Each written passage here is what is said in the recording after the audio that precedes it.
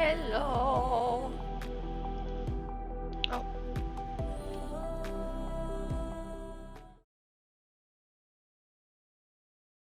Hi. Oh. Camera in the wrong place.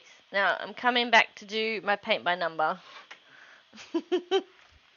So that's what we're doing today. Just cause. Hi, baby.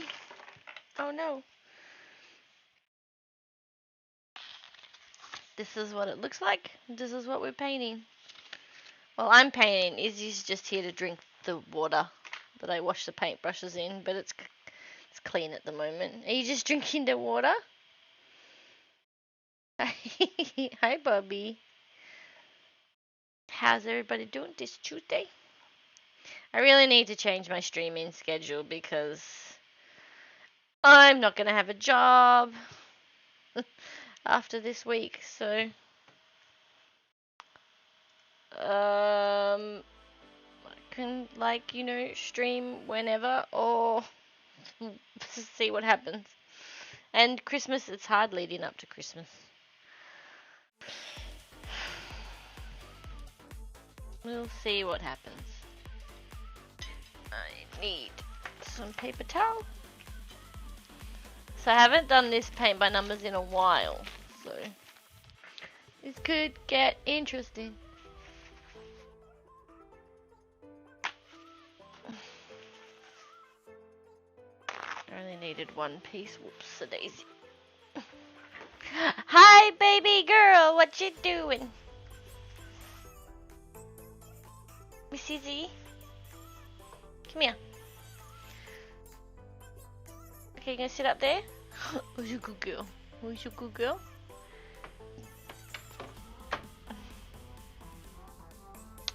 Okay. We'll get started. I need to redo some of these colours. They're horrible. Let's do this section here. Pardon me. I kind of ate dinner very quickly. And now I have the hiccups.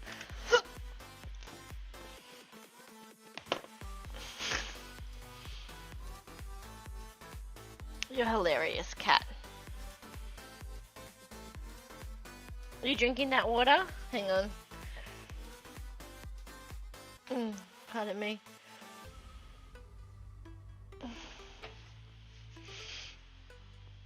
I have something to put your water in. Here we go. Yes, I'm gonna give you some of your own water so you don't have to drink the icky water. Here you go. Here. Over there. Izzy, water. Water. She's funny. Come on.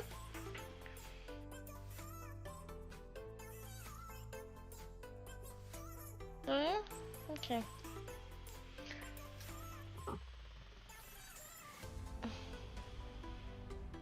She's cute. She's a cute cat. Love you. Alright. 9. What color is 9? It's pink.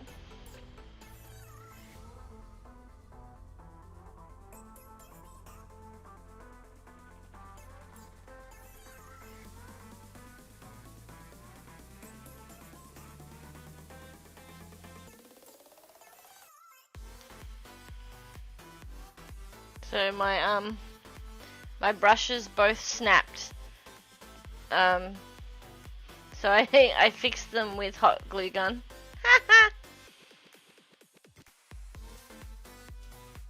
Go to this one. See, that one is a bit more. It works though. It's like the metal cracked.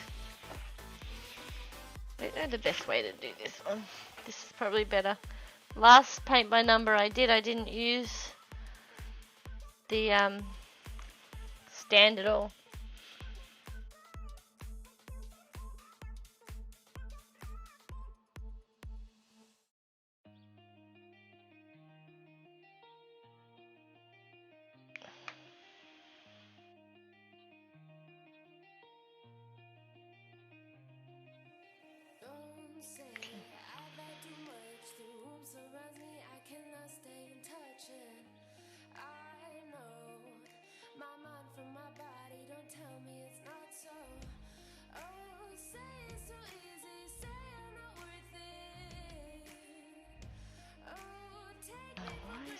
big hair.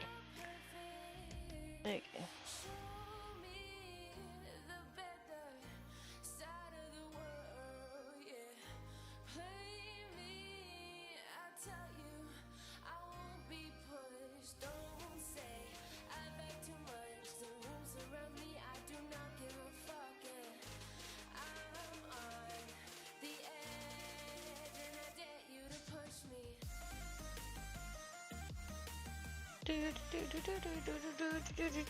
Here.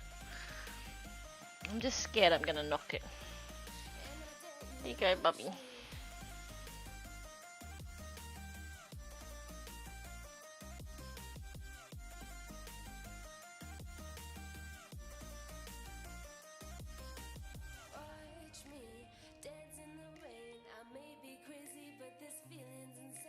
You don't want that water? Okay.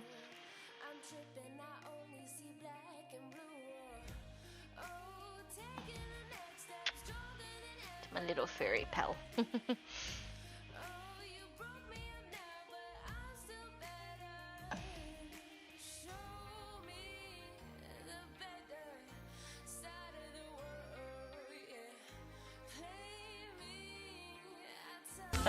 I bought. Hey, Feisty said, hello. Hey, Feisty, how you going? Thank you for the 5 long months of subscribing, Feisty. Wow, really? Thank you. 5 months, wow. What's the matter, Bubby? Wow. How you doing? You're good. I'm alright, meh. I'm meh. No, I don't know. I don't know how I am. Good, bad, okay. No, not bad. Yeah. I am really happy at some things and really meh about other things. So last night I went to my stepbrother's place and I got to meet his fiance for the first time, and I got to... Oh, hang on. Izzy, what are you doing? You pushed spacebar. I poured you your own water. Get your head out of there. It's over here. Yes. So I got to meet my brother's fiance, who is expecting their first child. So that's very exciting. I hadn't met her yet because of COVID and everything. So I'm super happy, and I got to see his new house, which, I mean, incredible. I am so proud of him for everything that he's accomplished. And I really hope that I am in, like, a similar position myself. Thank you. And I just hope that I can see that in my future, not the baby, but the house, in the next couple of years. So, like, wishful thinking, I'm just hopeful, and I'm looking forward to what the future holds. But in saying that, I don't know if I'll be streaming Thursday because it'll be my last day ever at my job. And it's going to be emotional. I don't know how else to put it. It's a bit sad. I was there last week and I was like, it's hard being in the office and being like, oh, all of these things that we started that we'll never finish and things like that. That's a bit sad.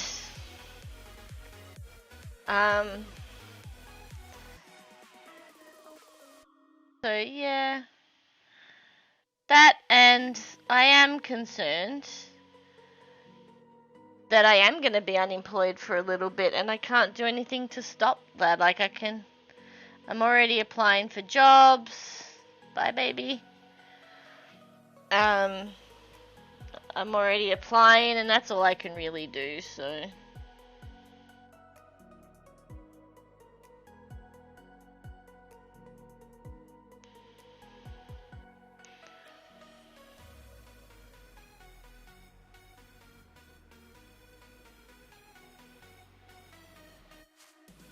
I did have a appointment with my psychologist yesterday, and that really helped as well. And then today I had a phone call with, they're not an agency, but they're like career counselors, so they'll help you like prepare for interviews and stuff like that, so that'll be good, because I am not very good at selling myself. It went great, actually.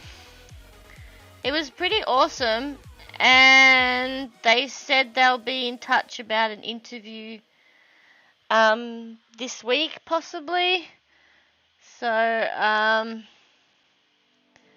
yeah, I'm still waiting to hear on that one.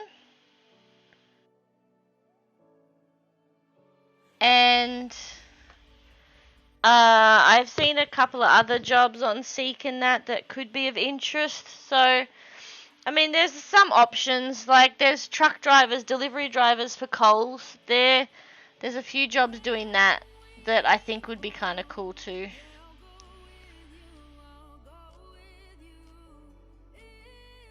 Because I don't think you need a truck license for those, because they're the smaller. They're not really the heavy trucks, so I think those ones you don't need a license. The heavy rigid license for them. But even so, I've been thinking maybe I should get my heavy rigid license anyway, because there are not a lot of truck drivers out there at the moment, and it's actually a job that, you know, that they really need people in. My brother is a truck driver. I'm probably more concerned about, I've worked from home for 2 years, and this is like going to be an insane change. They really want train drivers. I don't know if I could do train. I mean, truck's similar, but I don't know if I could do train. I've had an auntie, an uncle, and another uncle, all train drivers. And my auntie's life was pretty messed up after somebody jumped in front of her train and committed suicide. And she's never been the same since. And so that whole idea freaks me out. Because it's like, yeah.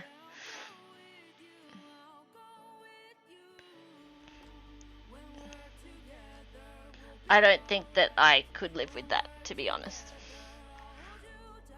I know that it could happen anywhere. Someone could jump out in front of you on the road. I know that that's a possibility, but I know that trains, it can happen.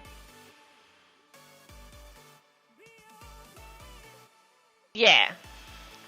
Well, my uncle drives like a freight trains, and my auntie and uncle, they drove Metro. And the last time I was unemployed, Metro were offering roles as well. I'm having trouble painting on the stand. I think painting like this is going to hurt me, but I'm going to keep going. Oh, I appreciate it.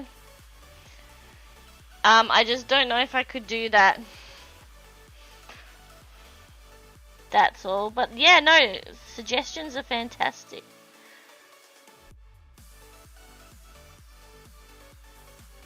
I mean, train driver could be cool. Ironically, I think my cousin, who is actually a garbage man in rural Victoria, he used to be a train driver, so it's kind of funny.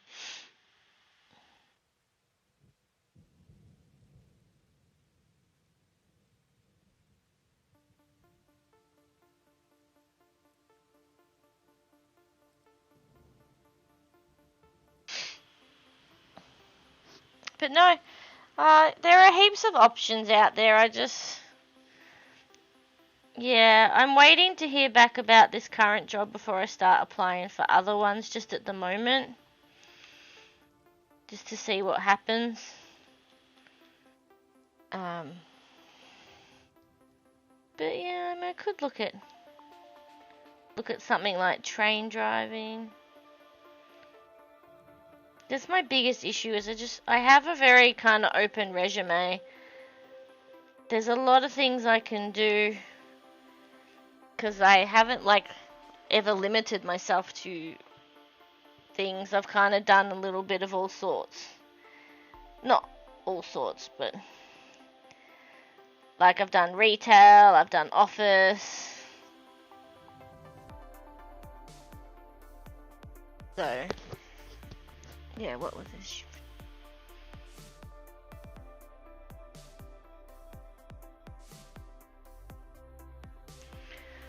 What do you mean by that? If a company wanted you to study and pay for it?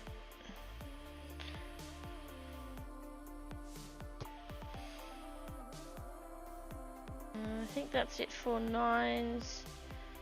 Oh no, that's a big 9 there. I'll leave that one for now. Oh, there's a little 9. Like, I'm pretty sure there was another one. Just here.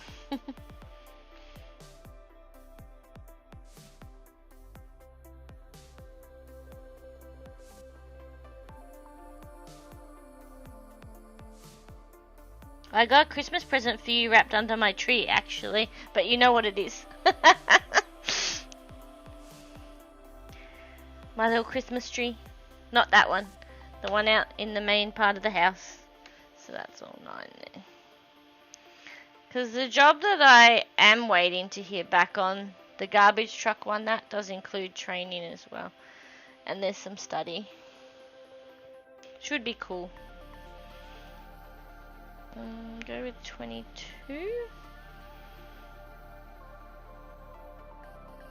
Sometimes companies will take on people and pay for them to complete a course that qualifies them for the final job position. You like learn on the job. I know where I work does that. Okay, yeah, I'm up for that. I'm up. I won't mind doing like disability support. That is what my colleague wanted to get into, and what she's been doing placements for. But I think that physically she's struggling with that job because she's a lot older.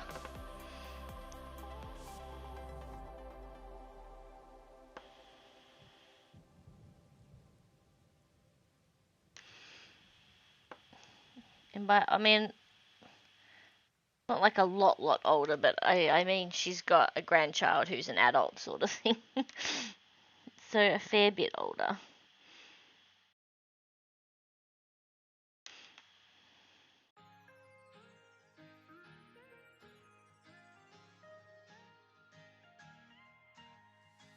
I know she wanted to get in. She did a course, disability course. I didn't even think of studying during the COVID stuff. I'm like, here's all these other people going, oh, I'm doing study. And I was like, oh, I didn't even think about that. Oh, gosh.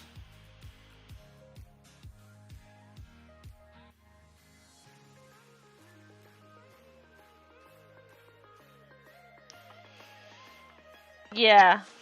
This one. Come back and apply to that one in a bit.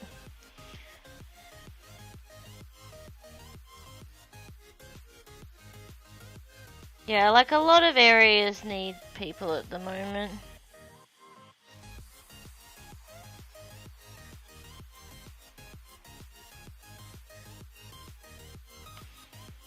But yeah, I'm not afraid to like count things out. I mean, I'm going from an office job. I mean, the job that I've applied for is a truck driver. Like, I'm going to a I'm looking at a truck driver job from an office job. Like, they're almost polar opposites kind of thing.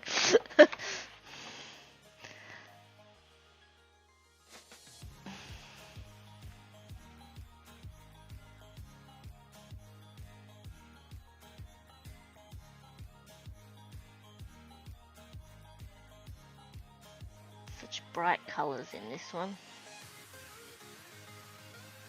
I bought some more paint by numbers too, because I really like doing them in my spare time. I don't know what I'm going to do with them, but anyway. Let me just finish this and I'll read your message.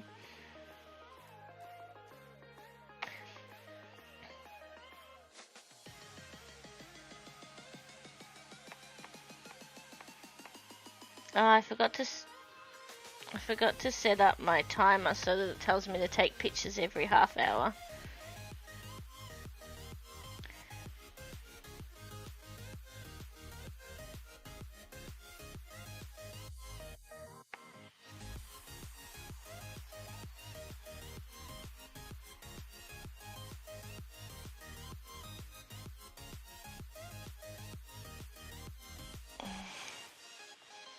Do that quickly. Okay, so it can be good if they have a companion card. You get into Covies, concerts, and events. What is Covies?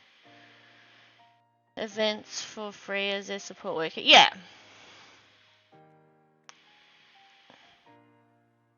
Okay, it's okay. It's an area that really needs people, and if you work somewhere with people who are pretty okay, you just need to, yeah, shopping or lunch or dinner or movie can be good if they have a companion. Yep. Yeah, that's good. Open-minded is a great way to head into. You may fall into something you... Yeah, exactly. That's why I'm very open. Okay, movies makes more sense. Yeah. I know that. I don't know.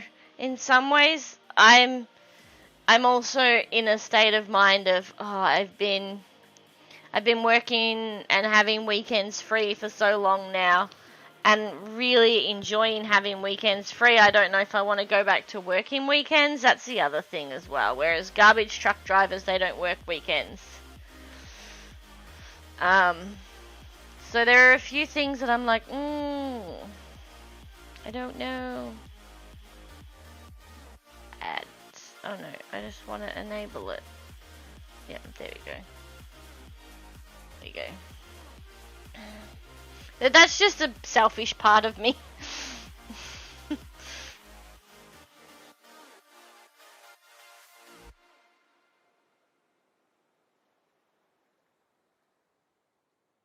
Because I spent so much time working weekends. And I'm like, I really don't want to if I don't have to.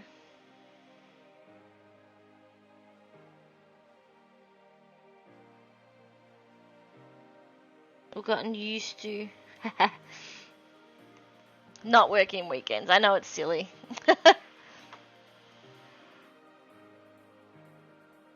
Yeah. I mean, I worked night shifts at the servo. I worked midnight to 8 a.m.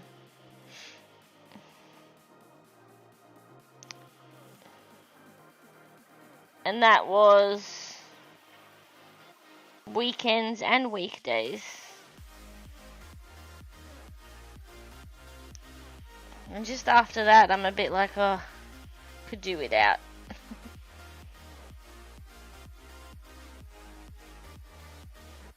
Can you still see what I'm doing? Not really, because I'm moving it around a lot.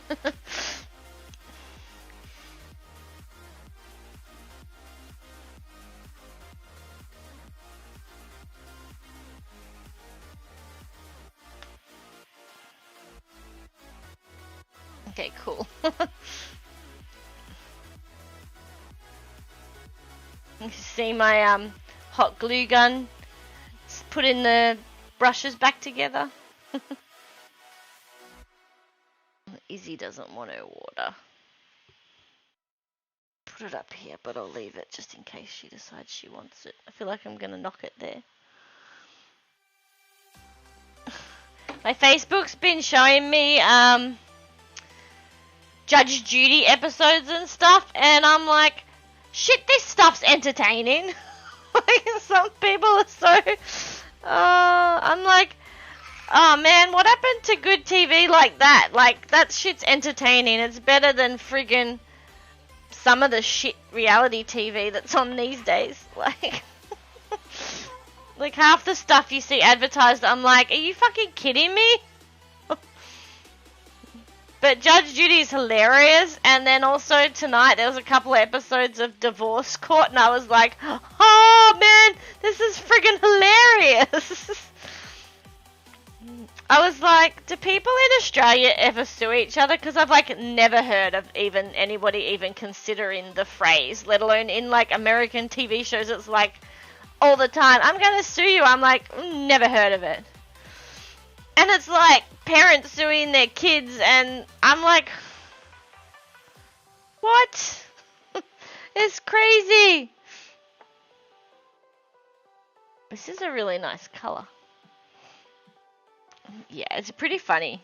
I was laughing a lot.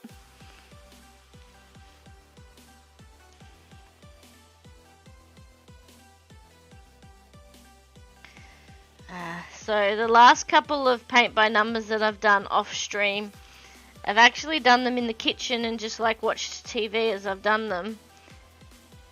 And the dining table is much taller than this one, so I think that is why my back hurts when I'm here. There's so much paint on this wall, it's freaking ridiculous.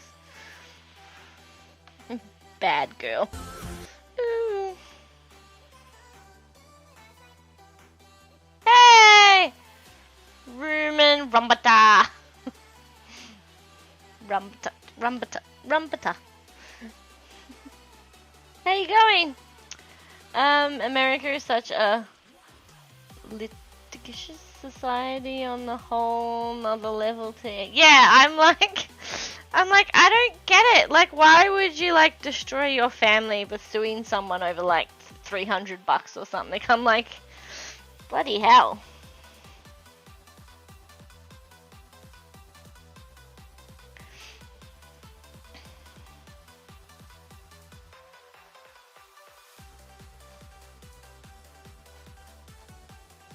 Most of the time it's just because they're like, oh, we're not friends anymore, so now I want this money back. Or we're not in a relationship anymore, so now I want this money back. Oh, you'll have to excuse us, Rumbata. I was in the midst of saying my Facebook has been showing me a lot of Judge Judy clips lately. And I'm like, shit, this is funny TV.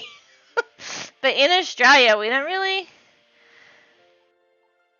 like, suing people is not kind of a thing here that I'm aware of. Like, I don't even know if it exists.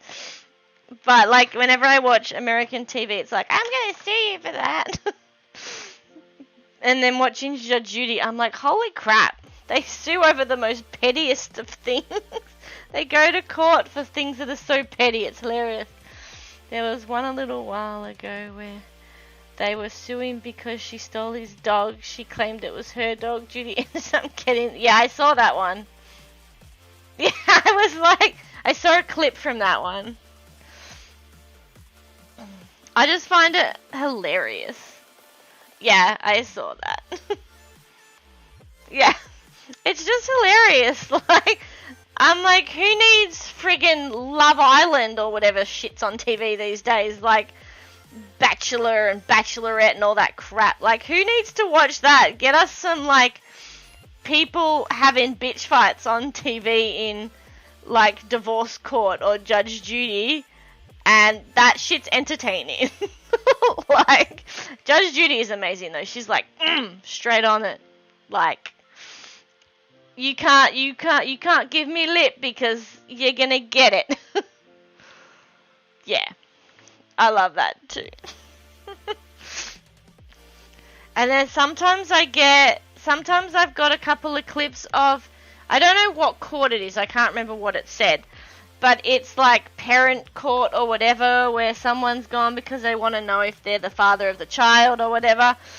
And there was one clip recently where it was like, you are not the father, and the guy starts breaking down and the woman's like, yes, and celebrating, and the judge just ripped into her, and I was like, wow. It's like, wow. So some full-on stuff in those shows. Yeah. She was like, yes, and the guy's over there bawling, and the kids I think the kids are kept in like a back area. They're kept in maybe a childcare because there's like them up on a screen in the middle kind of thing, but they're not in the courtroom. But like this person's cheering that he's not the father, and yet the judge is just like, you gotta be kidding me. You want it to be a deadbeat who doesn't want anything to do with it, and here's somebody who loves that child. Like, it's ridiculous. It would be devastating. Especially if you've grown a bond and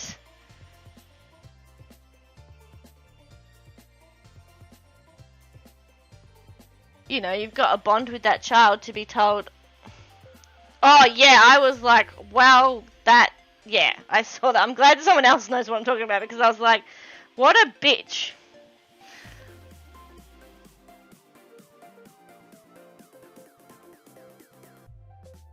I can't remember what court it was. It just showed up on my Facebook and I was like, ooh, what's that? And I looked at it and the way she just tore into her, I was like, that woman needed to be taught a lesson, that's for sure. I mean, who gets excited that somebody that loves their child isn't... Oh.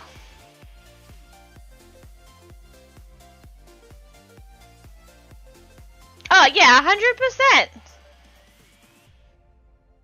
Oh, 100%. But I suppose they're in that court for a reason. They probably don't get along anymore or whatever.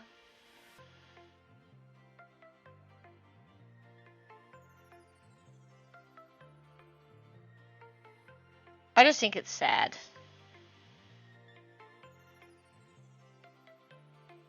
And I must admit, I find it super surprising that there are so many people out there that are sleeping with so many people at the same time. Like, I don't know who the father of my child is. Like, it does my head in.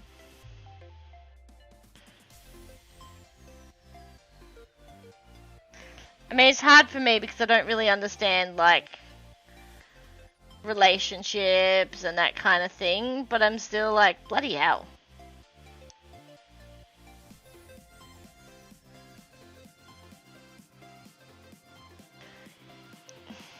Like, keep it shut.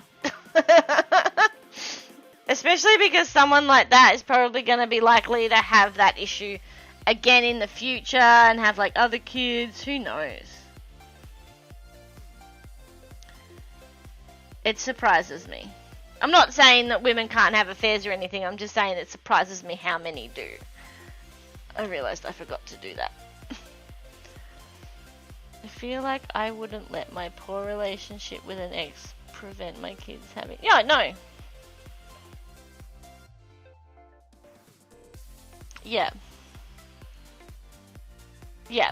So, my parents never went to court.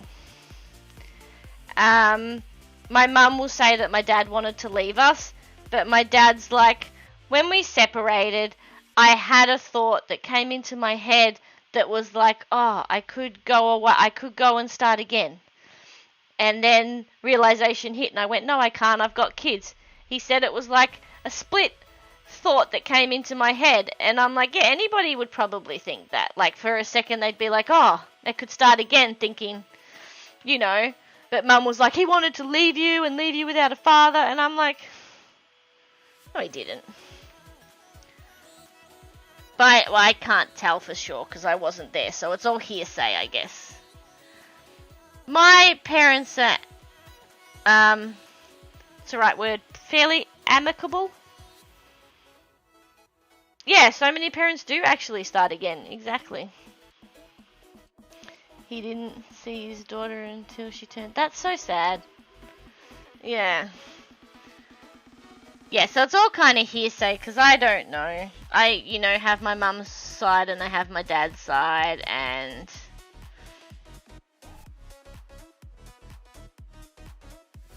more inclined to believe my dad. But that's not to say he hasn't lied to me before. He, you know, he may have.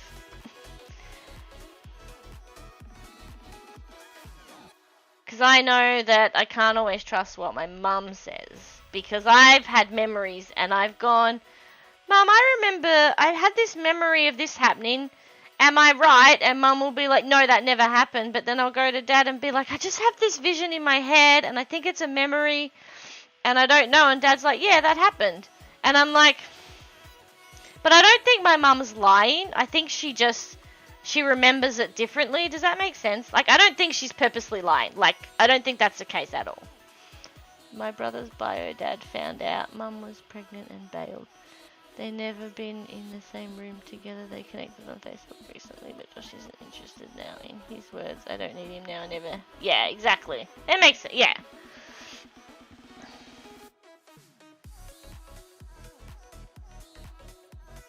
Yeah, I'm not saying that, yeah, I don't believe my mum. I think that she just remembers.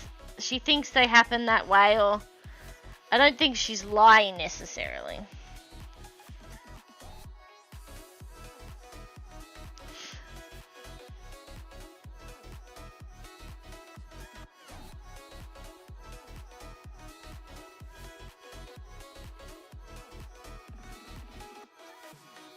I had a conversation with my mum today that made me a little bit annoyed, but I won't go into that here.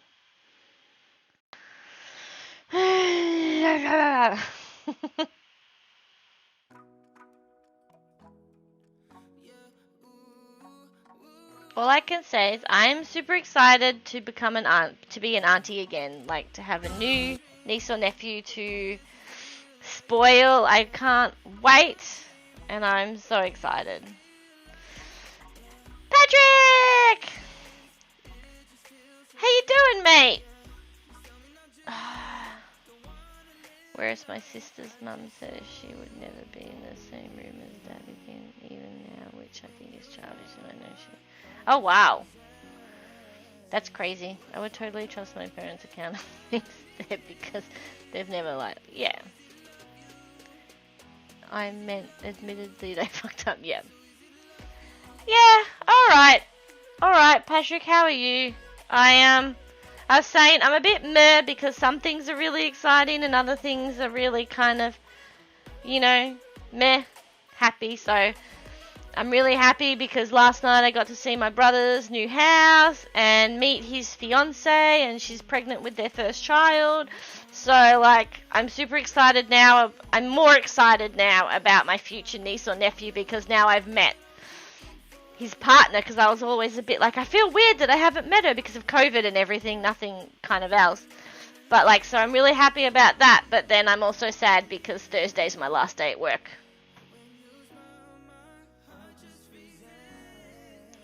Because I get made redundant this week. So it's a little meh, you know what I mean? How are you doing? Alright, no worries, Feisty.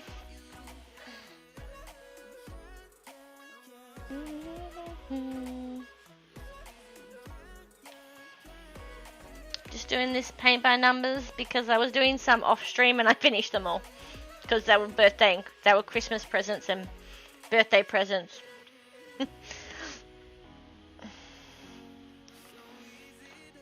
I'm trying to do this, but I like to have it laid down, but this desk is too low for me to lay down because I hurt my back because I have to, like, hunch in a certain way. So I need to figure out which is the best way for me to paint it. Alright. We were having a bit of a chat about Judge Judy because my Facebook's been showing me Judge Judy clips. And I'm like, shit, Americans are pretty hilarious. Ups and downs, I get that. I'm glad to hear you got to meet the partner. As for the job, I've been there many times. Yeah, from companies, shows I did. Yeah. Yeah, and I'm currently in a records office job, and I'm honestly pretty open to anything, but the current job that I'm going for is a garbage truck driver. So, like, out of the box completely. But for me, I'm like, well, if I get a truck license out of it, that opens heaps of doors in the future. So, you know, you gotta take opportunities sometimes. You gotta get out of your comfort zone. I'm actually okay about the redundancy because it's like 6 months of it coming, 6 months of waiting for this, like, what's happening.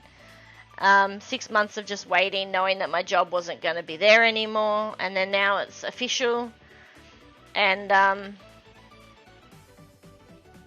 I kind of have plans. Nice. What kind of drawing tablet did you get? I really want one. I really want to get one, and I've heard most people say that the Wacom is probably the best. Wacom, yeah. Yeah, the Wacom is probably the best, and I would love to get one. I was thinking Waco, but that's fridges for camping. So I was having a moment, because my parents used to have a Waco fridge. Oh, nice. I'll have to look into it. I actually saw, I mean, I'm going to not have a job, so I'm not going to be able to spend money anytime soon. But that would be cool.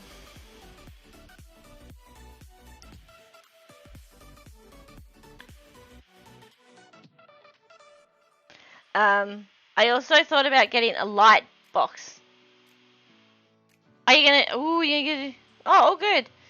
I haven't been watching Twitch because I returned my second screen and everything for my work computer. Or I packed it away anyway. I meant to return it. It's still packed on the table. And I've just been using my laptop screen, so I can't really watch Twitch and work.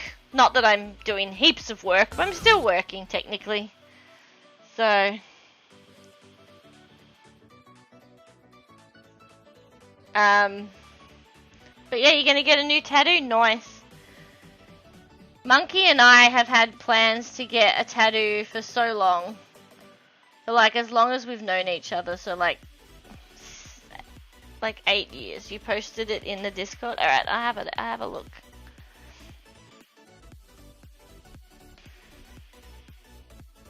I got paint all over my arm. Just get that off. I must have put my hand down on the jar, the paint tub, and it picked it up with me. No paint yet. Well, I love these paint by numbers. I'm like really enjoying it. Alright. Let's have a look. First drawing on. Oh, nice. I like that. That's cool. Nice. What was the inspiration for it? I like it. Nice.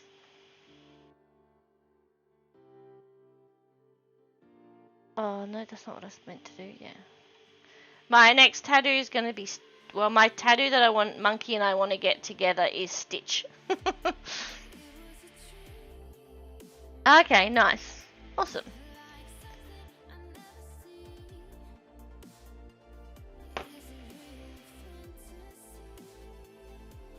Sweet. Keep on tapping it. I don't know what's up with my... I'm still not 100% sure what I've done wrong with my camera. But it was fine, and then when I went to OBS it just started lagging all the time, and I have to like deactivate and activate it. I don't know what I've done. Cause like, see, now it's fine, but before it was lagged. I don't know how to stop it lagging. It's driving me bonkers.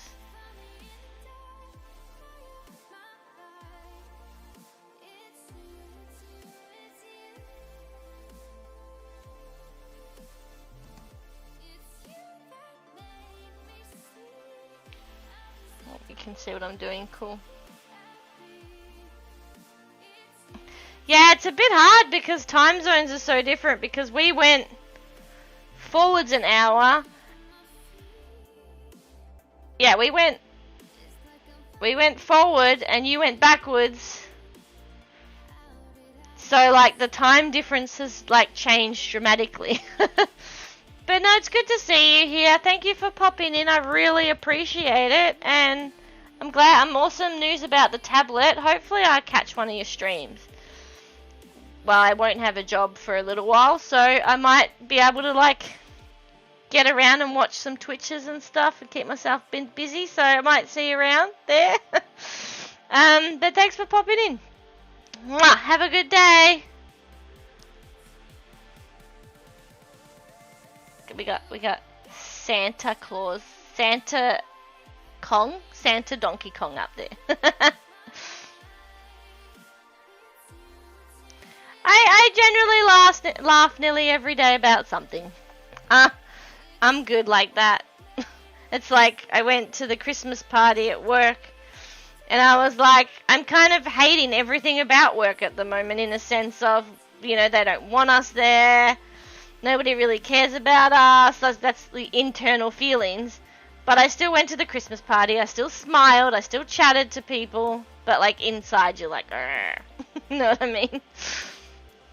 But you just gotta put on a happy face, right? But nah, it's good to see you here. Have a good day at work. Ooh. Lizzie, how you going? I'm so sorry that I missed your birthday stream the other week, because I even got out my time zone difference and checked what time it was and still missed it. I was trying to get on for people's birthday streams. I managed to make flads, and that's about it. I'm a terrible person. How are you? Oh, it's next month. It was your stream. It was only a stream anniversary. Alright, well, I'll make your birthday. I missed somebody's birthday. I missed Browl's birthday yesterday. Browltron's birthday yesterday. I made flaffies for a little bit, but I was trying to paint, because I was doing a paint by numbers for my dad's Chris Kringle. Damn it. I just said it. He's not going to watch my streams. It's fine. I was finishing a couple of paint by numbers for Christmas presents, so I didn't want to do any paint by numbers on stream, because I was focusing on trying to get that one finished for Christmas. I'm okay. I was just saying I'm a bit meh, because like some of life is here and here. Like some's down here, some's up here, and it's a bit, I'm trying to just think positive. So I was saying yesterday I got to see my brother, see his new place, and meet his partner who's, pregnant with their first baby, with my stepbrother's first child, and her first as well. And so that's really exciting, because now I've met her, I feel like more excited about it, because I was feeling a bit like I don't know her. Because COVID mostly. And the other sort of downside is that I finished work this week, and that's a bit sad. Also, I spent most of today trying to write a farewell message to my boss. Because my boss... So my entire team are not included in the new structure of the company, but one of my colleagues managed to get a new job in like a slightly different department, but relates to the whole collection and everything still, because I work in records. So I'm just in that stage of I have to find a job, and I was very stressed about trying to find what job I want to do, like what job should I do, and I'm just sort of like searching for jobs and seeing what catches my attention. So far I've applied for a truck driver job and a couple of records jobs, which are what I'm doing already, but How are you doing, Lizzie? I'll be going now. My lunch break is over and I have to get back to... No worries. Rumbata, thank you so much for being here. I appreciate you stopping in, and have a great day at work. Bye! You're awesome. I appreciate everybody that takes time to come see me. My giggle gang.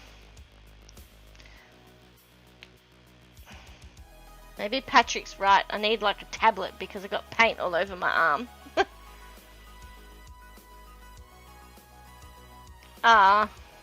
That's a shame. I hate it when you don't get enough sleep. What work do you do? I mean, you don't have to tell me.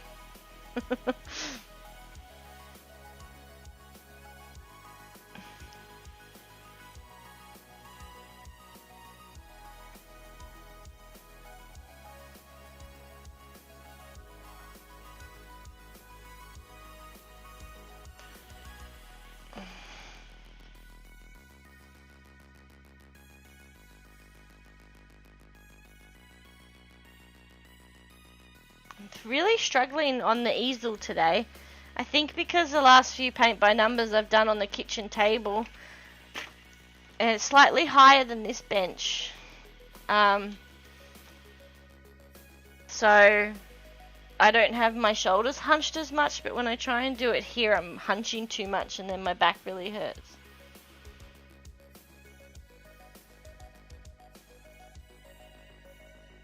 Okay.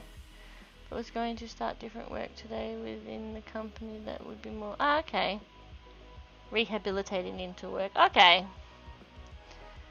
Nice. That documents are what I do as a job. Records and archives. So, documents and then the archive collection. So, I know all about documents.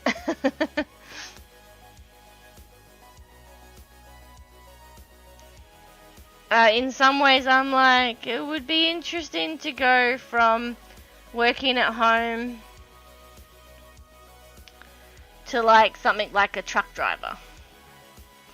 But also like 2 years working from home, I really want to get out of the house.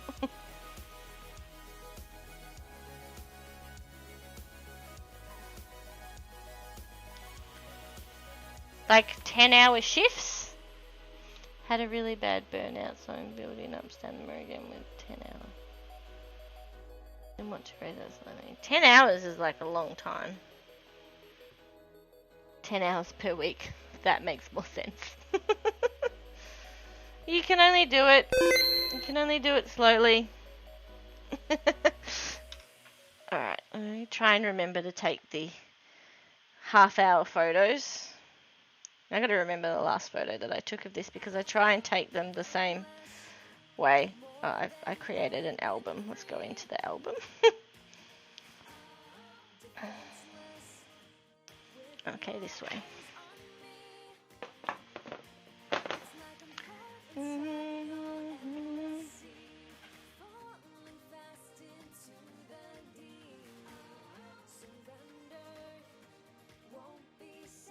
So this is what we're painting. Come on, camera. That one. Stupid camera. I don't know how to stop it from lagging. It was fine when I used Streamlabs. Ever since I changed to OBS, I've had issues with this camera. I'm going to have to redo all of this as well. Because, I can see all my paint strokes and I can see the canvas coming through. So all of this part, bits and pieces, need to be gone over. There are certain colours that always seem to stand out and you can tell that they need a second coat. So I've ordered some more paint by numbers. And these ones were supposed to come with a reference sheet and I don't think I ever got them. Because that would be great for when you go back over it when there are bits showing, especially when they're very similar colours.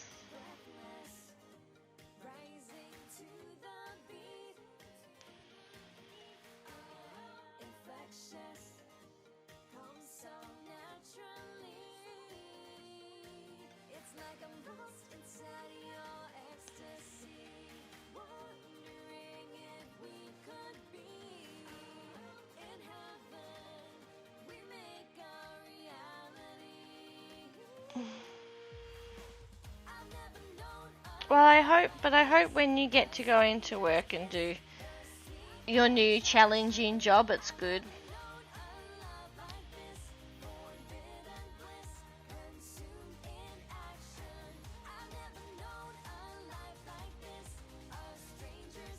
I think I was headed for a pretty major breakdown not that long ago, and then I ended up having to go and ended up in hospital having emergency surgery, and then I ended up having a few weeks off, and I think that was pretty much what I needed. It was just something that was like, holy shit, I have to look after myself. Not that my medical was caused by me not looking after myself, but it was something that showed me that I have to really look after myself. And I think that changed a lot of how I was with work and things like that.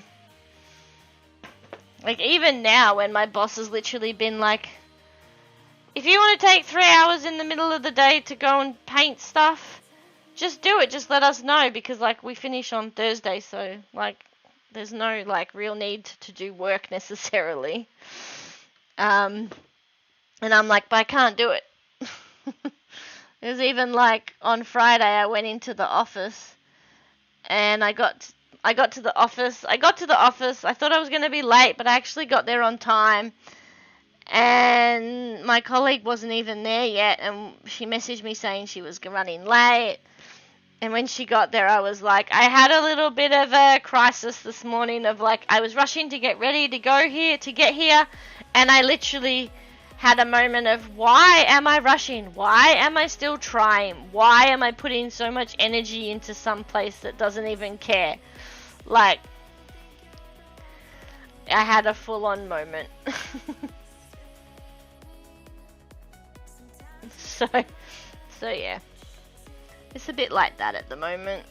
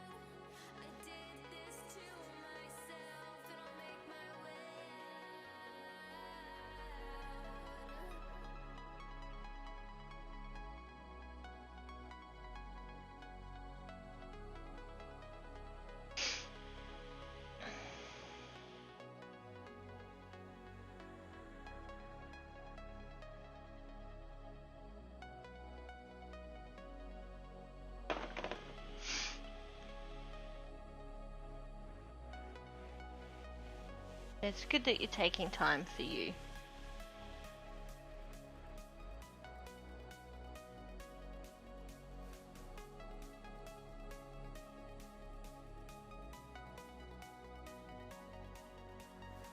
I should probably just get rid of my stream schedule, because I think I'm not gonna have any work, so I could pretty much stream whenever. And then if I get the job that I'm kind of hoping to get, my schedule will change.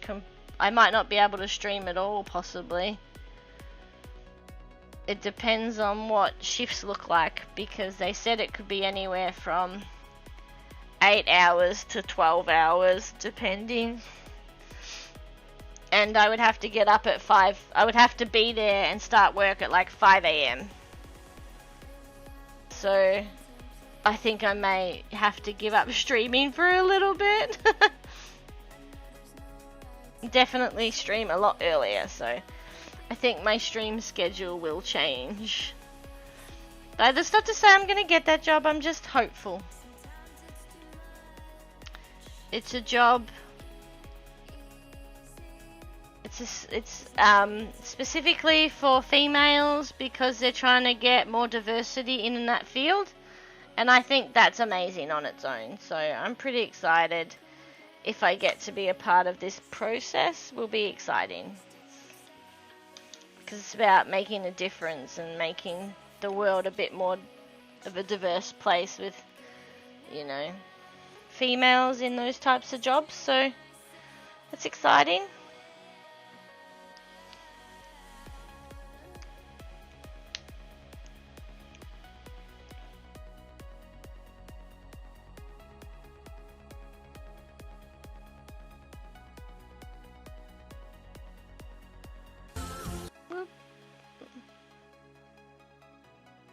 Burps. Hey Alexia, how you going?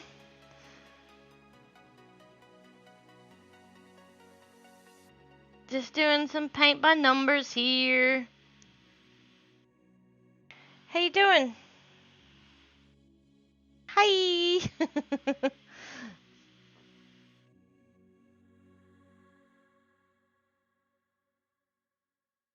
I've been working on this one for a while, but I only do it on stream. And I did take 2 weeks off streaming a while ago, so...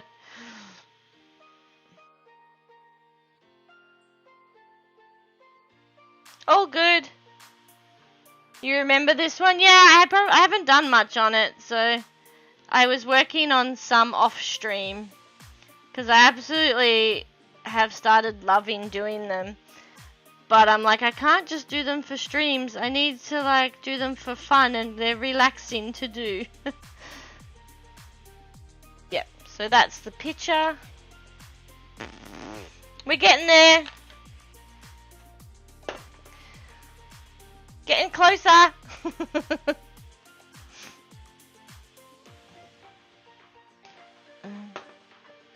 The last few I've done flat on the kitchen table.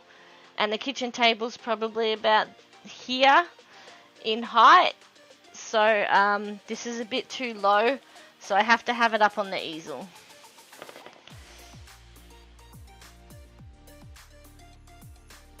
But because like I won't be working as of this week, I could like do some day streams, and while I'm home alone I could stream out from the kitchen. Using the dining table. I could do all sorts of things.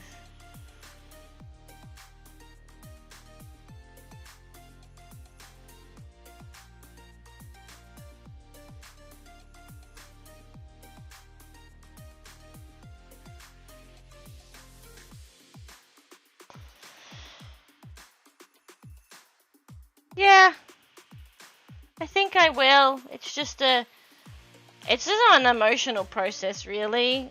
I'm gonna go into the office on Thursday and hand everything in and say farewell to my team. And we're a team of 4, and 3 of us are leaving, so only 1 staying. So it's pretty sad, and I feel for her as well because like she's saying goodbye to all of us.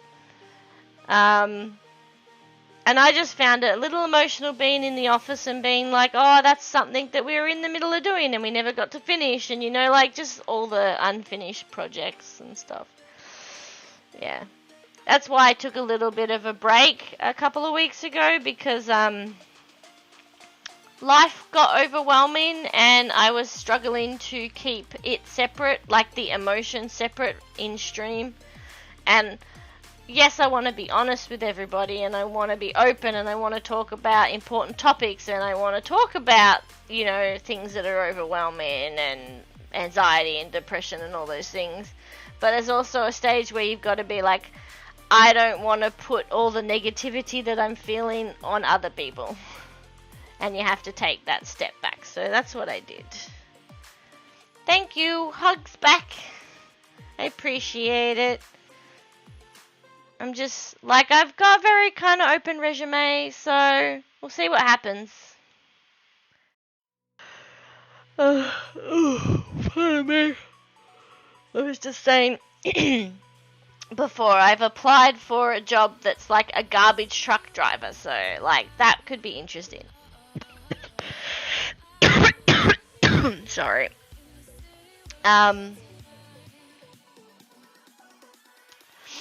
It's a specific project that's trying to get women into a kind of, you know, get it into more diverse because it's such a male dominated sort of force.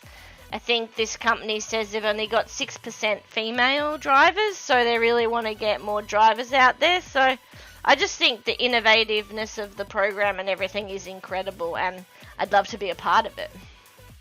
Also, a truck license comes in handy, opens a lot of doors in the future, because truck drivers over here are very needed at the moment. I know this because my brother drives trucks. So does my stepdad.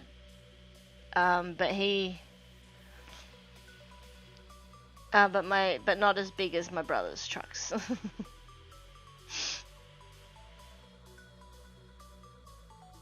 Oh wait, you call them lorries? Possibly? I don't know.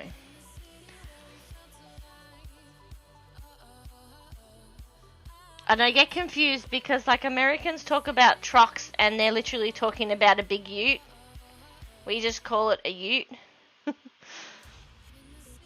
You just call them trucks? Nice.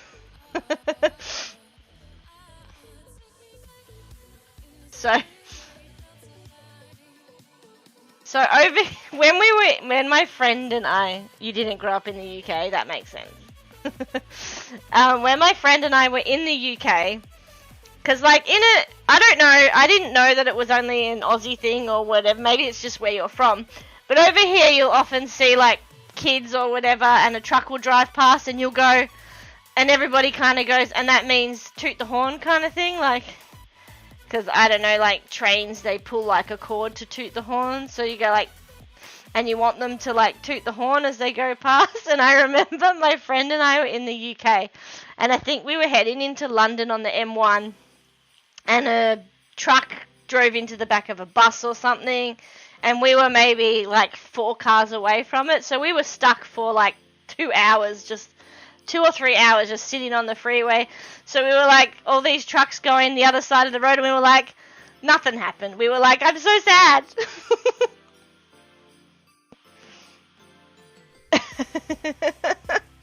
No, yeah, that's what we did in Australia. But like my friend and I were over there, and we were like, Hong Kong to all the trucks, and like nothing. We were so sad. Yeah, probably. Probably thought we were being rude. We're like, no, we want you to honk your bloody horn.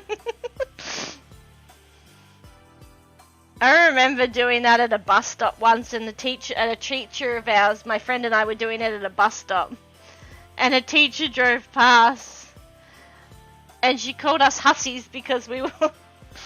I'm like, gosh, I don't even think I had even heard that term before then.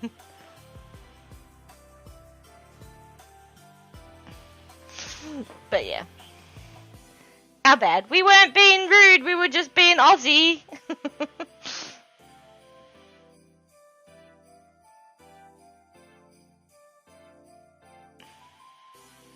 I honestly didn't know. I mean, it's hard because, like... Oh, damn it, I just went over that little bit. You don't know that it's not something that they do other places if it's something you've done all your life or you've grown up around that kind of stuff. Like, I'm sure the whole trucks, lorries, things like that comes from that too, probably.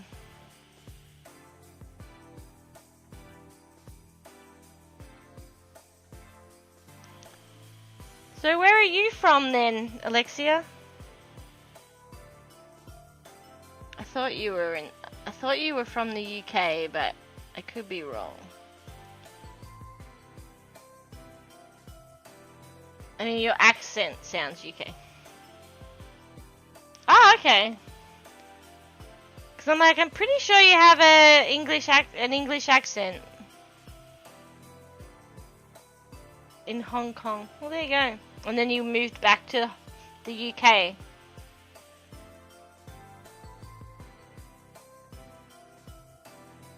That's cool.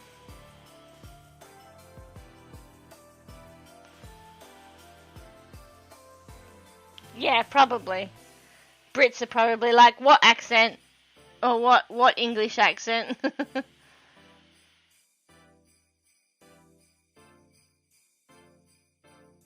That's the same anywhere. I don't hear an accent. I don't think that I have an accent. I don't think that anybody I talk to has an accent. And then you hear someone from another place and you're like, yeah, they have an accent.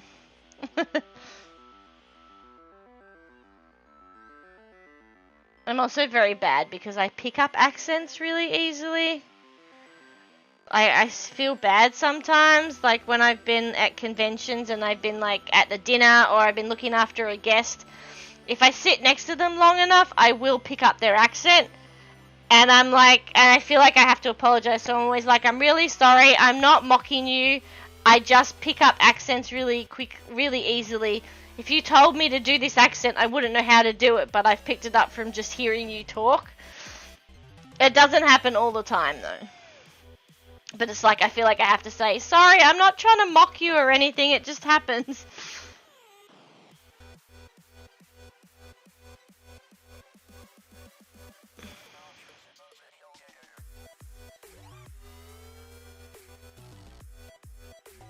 I'm trying to think about your accent actually, and I'm like, yeah, I get it. Like, I can hear English accent. You wish you had that kind of ability. It's good but bad. I think quite a few Australians I know can do that. It could just be an Aussie thing. But if you asked me to do it, I couldn't do it.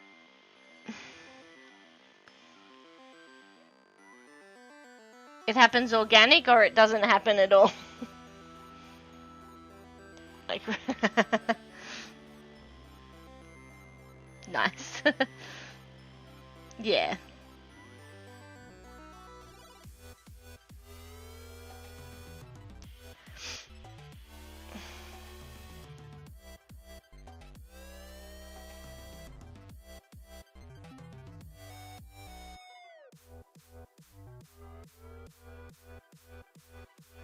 Yeah, because my mum said I had a Canadian babysitter once, and for the first 3 years of my life, I spoke with a Canadian accent. Well, going by all the Aussie actors who can do convincing. Yeah, I think maybe it could be an Aussie thing, because, like, Aussies do amazingly convincing accents. So many people are like, oh, that person's Australian? Yeah.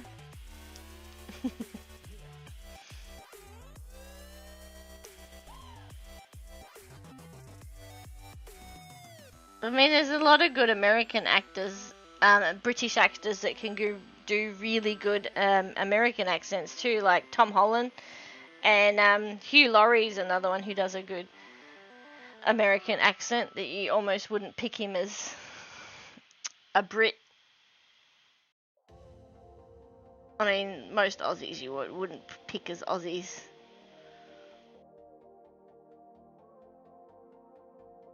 I always loved, because I like Agents of Shield, the show, and Luke Mitchell was in that, and he was in like Home and Away. Not that I ever watched Home and Away. He was in that, but he was in that with Axel Whitehead, who was also in a few episodes of Agents of Shield. And what got me was Luke was playing like an American, and Axel was playing an Aussie, and I'm like, fuck yeah. It was like, are you drunk? And he's like, I'm Australian, so yes. Things like that, you're like, makes sense. Accurate.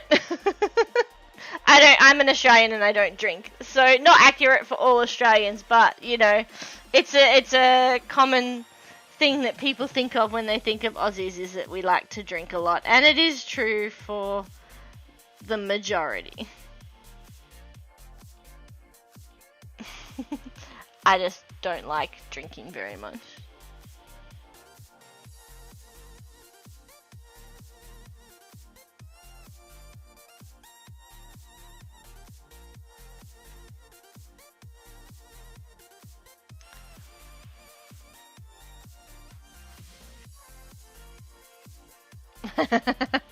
Yeah.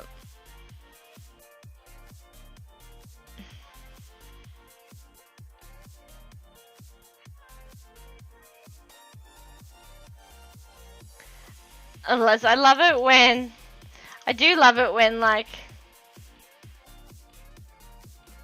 actors are like putting on an accent, and then there's like an episode where they get to use their actual accent, and you're like, yeah. But I tell you what, the worst Australian accent that I've ever heard, is it John Lithgow? John, I think, from like 30 Rock from the Sun? Harry and the Hendersons, that guy? I'm pretty sure it's John Lithgow. His Australian accent in Pitch Perfect 3 when he was acting, when he was like being Fat Amy's dad, I was like, that is the worst Australian accent I've ever heard. It was so bad. And there are some pretty shocking Aussie accents out there, but this one was so bad. So very, very bad. Maybe do the 23 and then the 9. because the 9 comes all the way out here, and the 23 is just there. That ain't 23, that's 14. That 23 was next to it.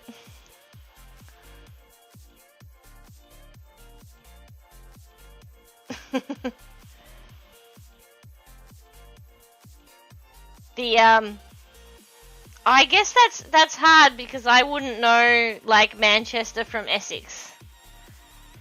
So that's a bit hard to judge. But like I love Amanda Tapping. She's my idol and I adore her, but her British accent in Sanctuary was not the best. She's a Canadian. I adore her and I love her, and she did a great job, but I'm still like,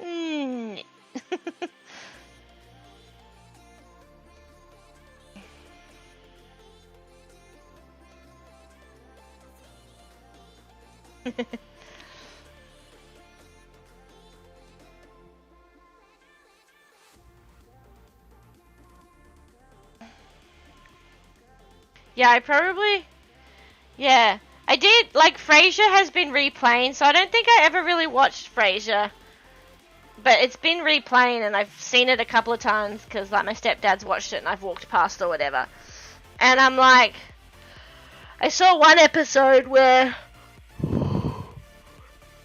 the character's brother was in it, and I was like, it's Anthony LaPaglia, because he's an Australian. Also, a lot of people have said that my stepdad looks like him. I don't think so. But people say that. I don't see it. I used to like the show he was in though, Without a Trace. Yeah.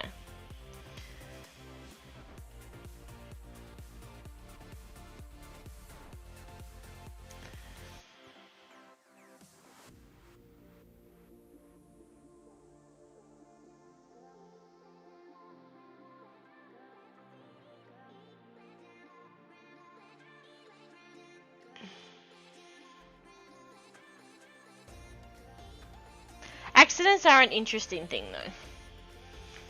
My friend that was here before, who's off at work now, he's a voice actor, so I'm sure he could do some great accents.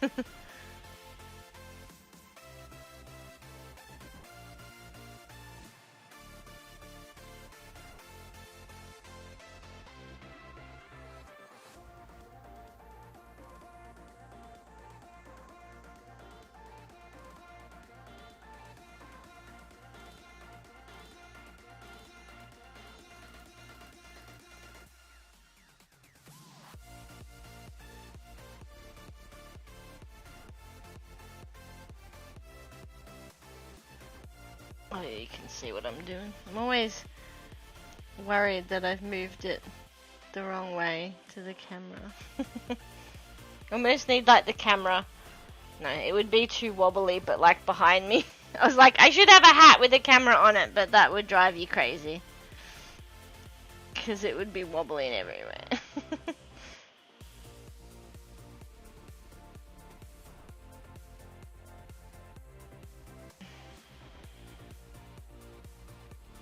Oh, I posted a picture on Discord earlier. I put up, well, I've had my tree up for a while, but I posted a picture of it. And I also made this little tree. Okay.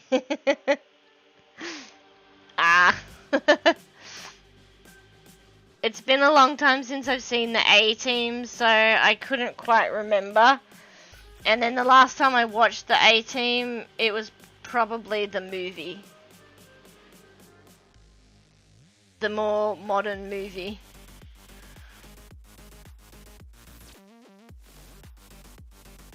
South African accent is so nice though. Love a good South African accent.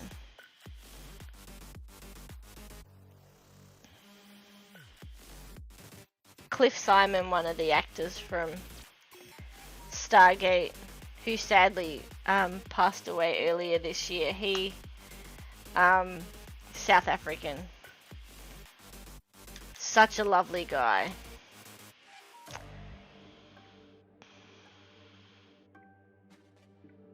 Oh, okay.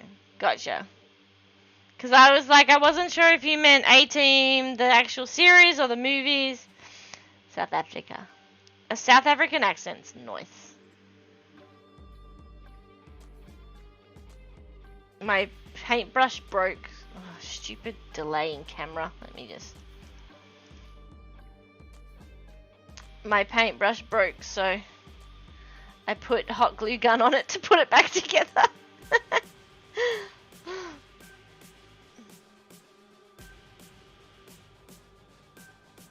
Maybe I should do these itty bitty bits down here. There's a 16 and a 21. My bad. I should fix that one, but I don't know what colour that was. I have a feeling it's this colour.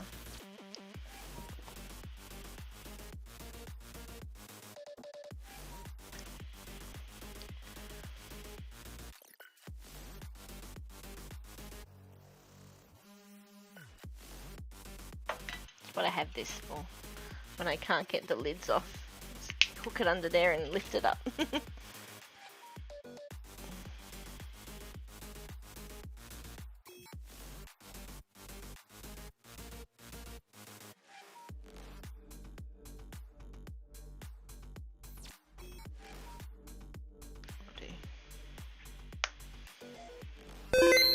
Oops. Perfect timing.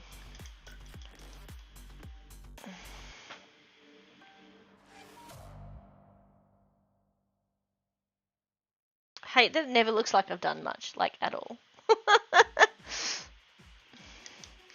When I finish it, I like put it all together and I'll be like, progress shots! I love a good progress shot. But I'm doing this every half hour, so it doesn't look like much gets done in half hour. But with my other one, I was taking photos like every couple of hours. So the changes weren't as obvious. The changes were more obvious with that one.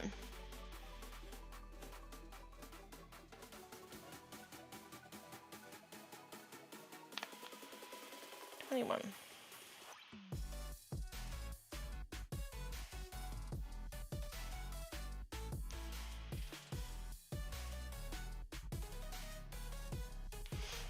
What's your favorite accent? Alexia, do you have a favorite accent? Some people do. I honestly couldn't tell you. The South African accent is quite nice though.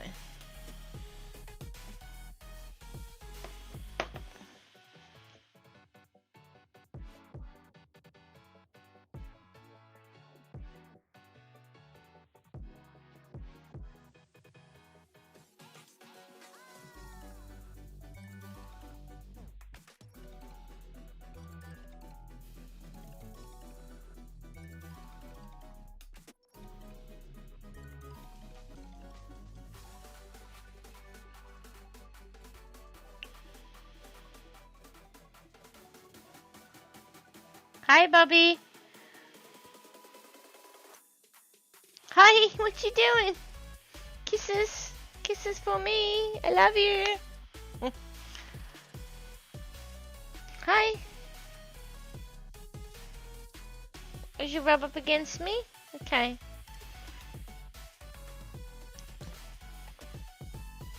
Hi. Do you want cuddles? She's been a bit cuddly today. Scottish and Irish, no idea about regions. Pretty nice, but when I can understand them, yeah.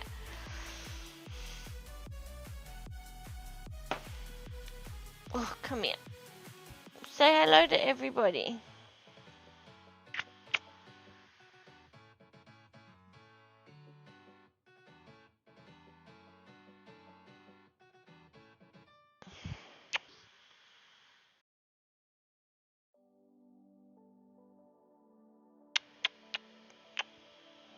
She's my girl. I love her. That's the other thing. If I get a job that's like a truck driver or whatever, I'm going to miss her so much. Rach suggested I get her as a support animal and buy a hammock and have her in the front of the truck.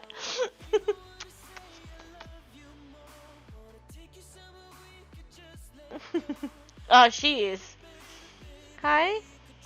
Wait, watch this. She'll hate me in a second, but I can't help myself. Let's put your hat on. Ready? You show how cute you are, baby.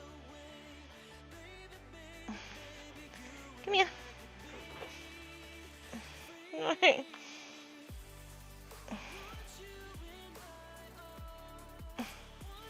You show Lexia how cute you are. Ready? Christmas cat. Oh. She's not happy, sorry. You've never meowed like that before. What's wrong? Come here. What's the matter?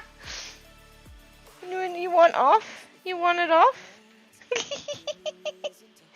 What's the matter? Come here. Just quickly, look. You show how cute you are with your Santa hat, with your Christmas hat on. Yeah? And take it off, okay? Take it off. You're okay. There you go. It's gone. It's gone. And put it over there. Happy, Jack? I used to really love Texas, the band, but when I saw an interview on TV with the lead singer, I thought she was foreign.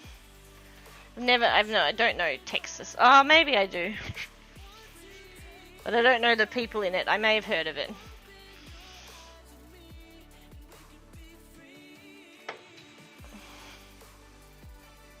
Come on, baby. You're so cute. I love you.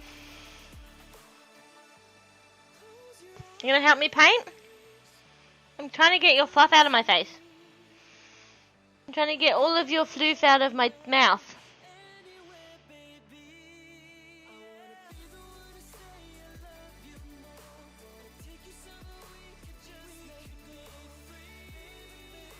Yeah. I think I know Texas, but I'm not sure. Can't think. Dundee. North of Scotland. I really want to come back to Scotland. So last time I was in the UK, we did Wales, we did UK, and we did Wales and Scotland. And we stayed in Glasgow, and we went out and did a heap of castles and things. But the one castle that I really want to go to is Dunvegan, which is out in the Isle of Skye. But you can't get there if you come across in winter, and every time I've been to the UK, the 2 times were both winter. So I haven't been able to go to Dunvegan Castle, but I really want to, or Castle. Depends on how you were brought up, how you say that one. I really want to go there because I'm a MacLeod, and it's the MacLeod clan castle. So, that would be cool. Ouch. Yeah, I only want to go because, like, it's my heritage as such. And I haven't necessarily traced my tree back to Skye, but I have traced it back to areas around there. I'd have to have a look at my tree, but I'm pretty sure I've got it right back to... It's in the UK. I've got it back to the UK. The name Inverness comes to mind as a place. But yeah. I think there were some in Skye, so like it does go back there. I haven't... Like, I don't know for sure. Because my name's MacLeod, but it's MacLeod without the A, whereas the castle is MacLeod. So M-A... Ow! M-A-C, and mine's M-C.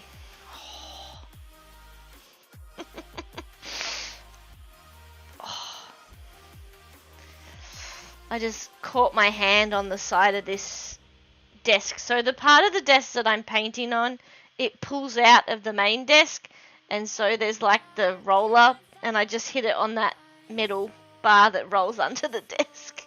Ouch. All good. We'll survive. That is not the brush that I want.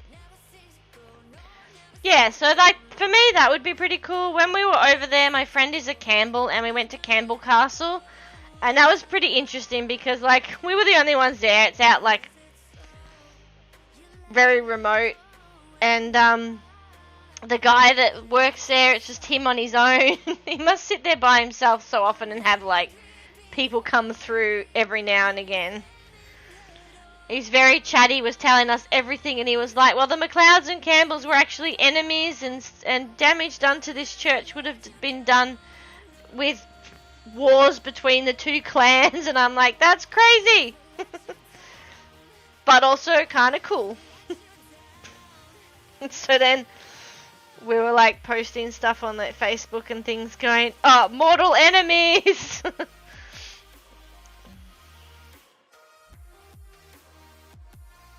Okay, let's get... Oh.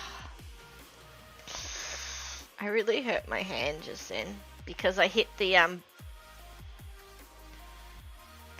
bump bit. That bit. Can't think of what that's called.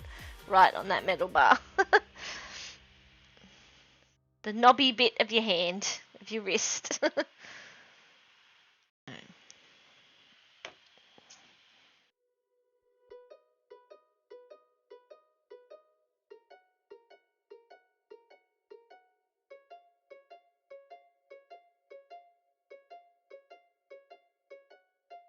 Make up your own rules as you go. Stay only true to what you know and who you are. And who you are. The road may be rough, you might not see the top, but winners don't quit and winners don't stop. When I researched my family tree, so this is something that I randomly decided to do when I ended up in hospital and I had to have my emergency surgery, and then I had like a couple of weeks of healing. I couldn't go back to work, and then when I did go back to work, I could only go for like half days. So I'd come home and I'd work on like my family tree for a little bit. I had a lot of fun doing it, and I was very lucky because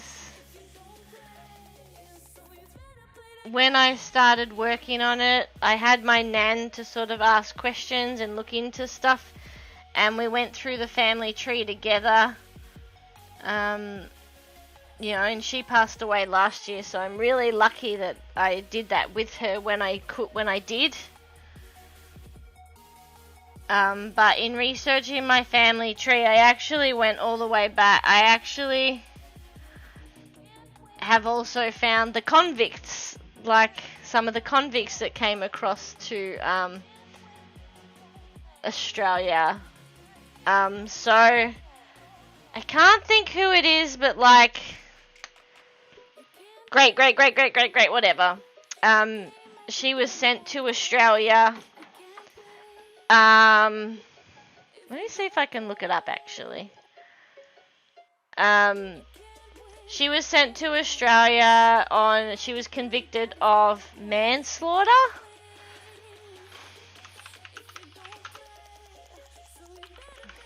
Oops.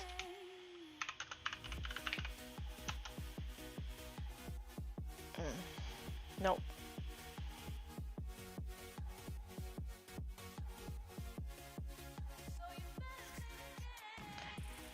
Yeah, so I was trying to see if I could find it. No.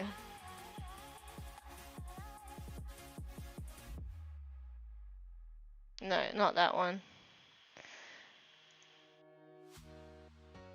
Oh, that's a bit morbid. A bit more morbid than I thought. That's something different. So apparently she and a friend, they were only like 16 or 17, and she and her friend had like her house had a worker, I guess you would call, like a, somebody that worked in the house back then. I don't think it was necessarily a slave, because it was England, but I'm not sure. That's not meaning anything. I don't even know. I think it was just a worker, like a nanny, or maybe they had different words for it back then. But from like the article that I saw, her and her friend, who's this person, they didn't like her, so they put like arsenic in a teapot, and she had a cup of tea and it killed her, and then the mum drank out of the same tea and got really sick but didn't die. But her friend and they got charged with manslaughter. I think, well, my heritage person got charged with manslaughter. I don't know if the other one was murder or not. And then they got sent to Australia. Yeah, like, it was such a weird thing to sort of find. It was very interesting. I'm just going to see if I can find it now. Because, like, if I found her name, I could find her. I've got a message. What's this?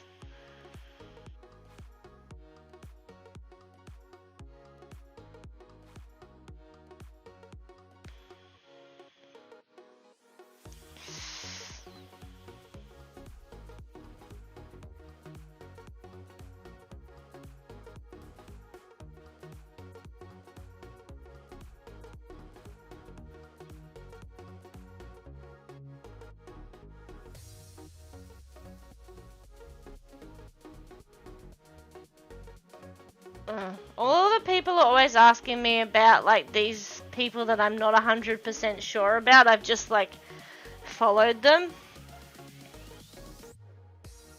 Let's have a look at my tree.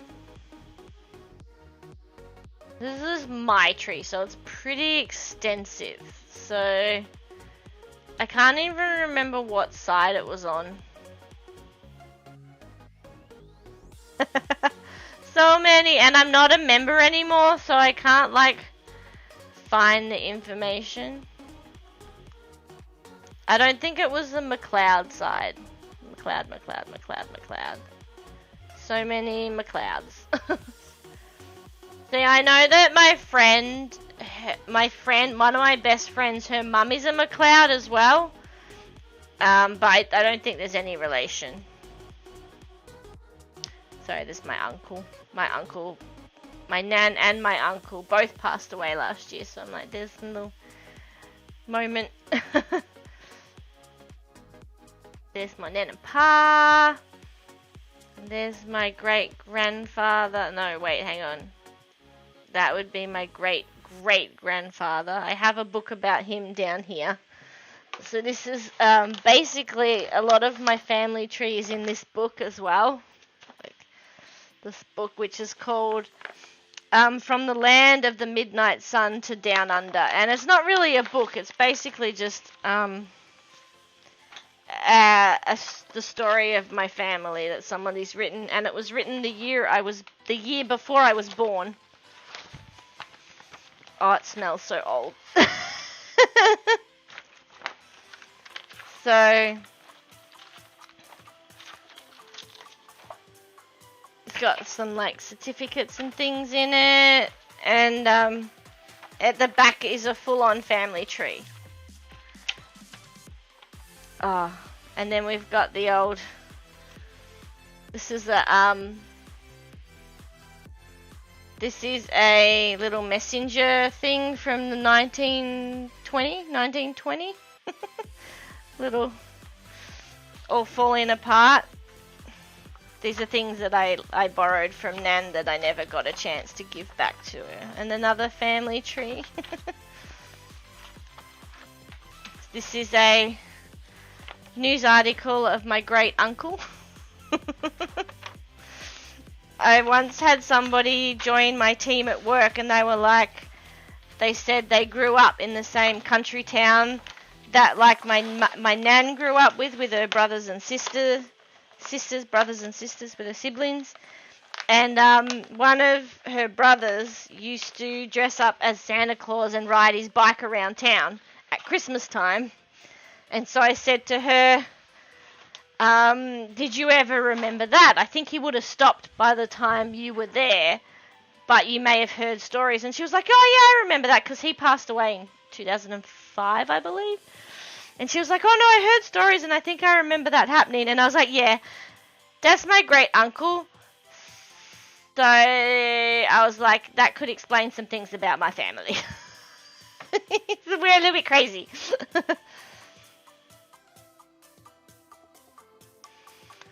So, okay, Elizabeth. I think it was Crow. I don't know. It's an interesting story because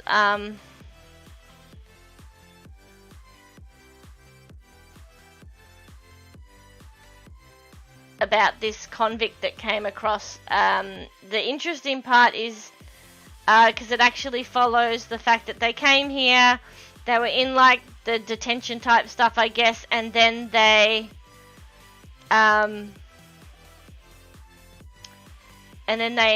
escaped from that. So she got married, or I think she fell in love with one of the workers or something. They got married. They wanted to get married, so they got permission to get married, and then I think they escaped, and there's like this whole story, and I'm like, it's so interesting to read that kind of stuff.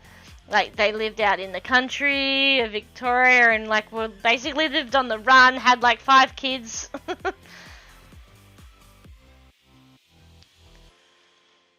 I just can't remember her name, but I know it's a I wonder if I can just look up the documents. Because it's such an interesting... I just think it's interesting, really. I really want to do my DNA. My ancestral DNA. I would love to do that. So I don't think because I'm not subscribed I can see the documents anymore.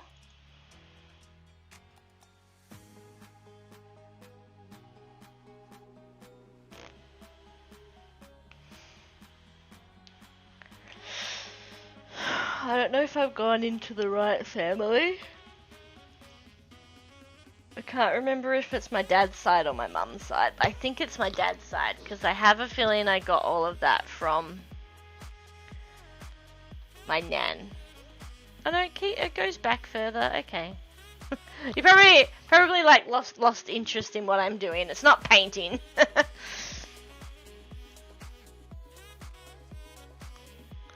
This name is familiar. No.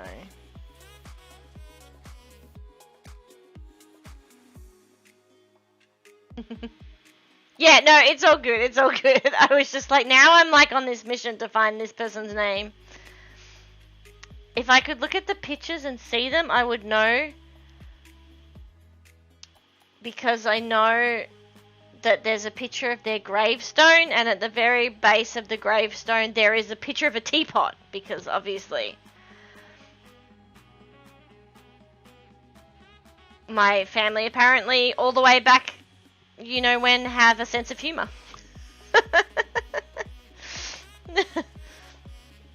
Oh my gosh, there is a Jeremiah. Wow. A Donald.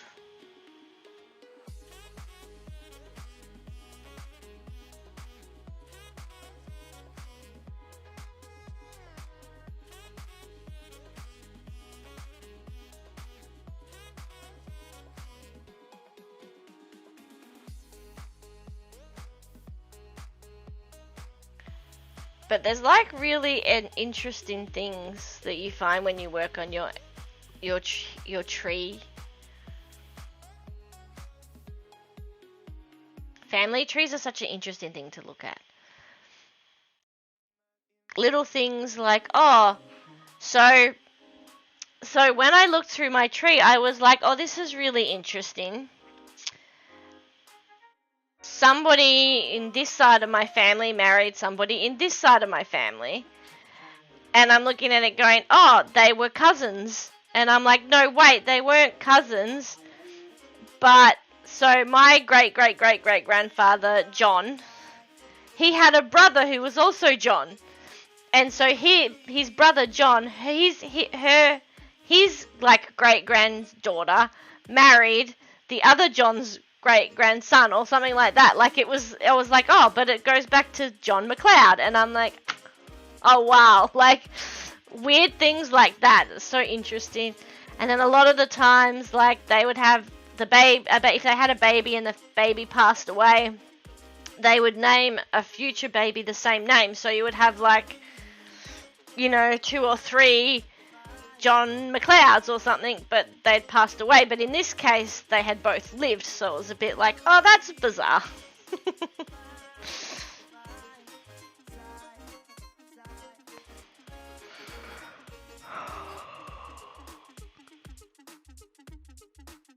Pardon me. I think it's actually my nan's family that I need to be looking at.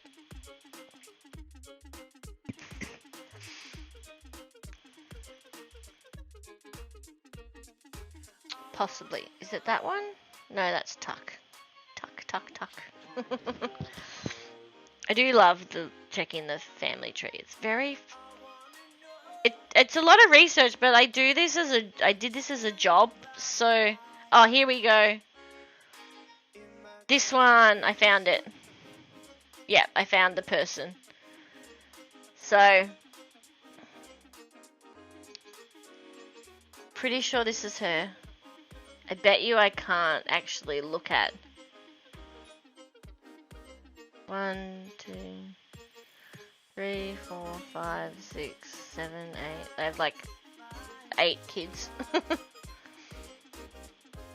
I think it's really confusing because she changed her name when they went on the run kind of thing. So there's like this.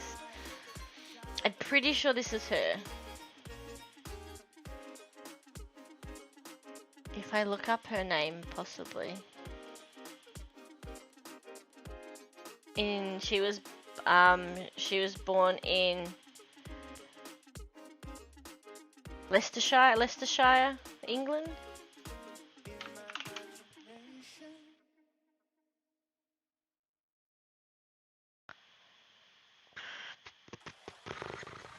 Convict Records, yeah. There you go.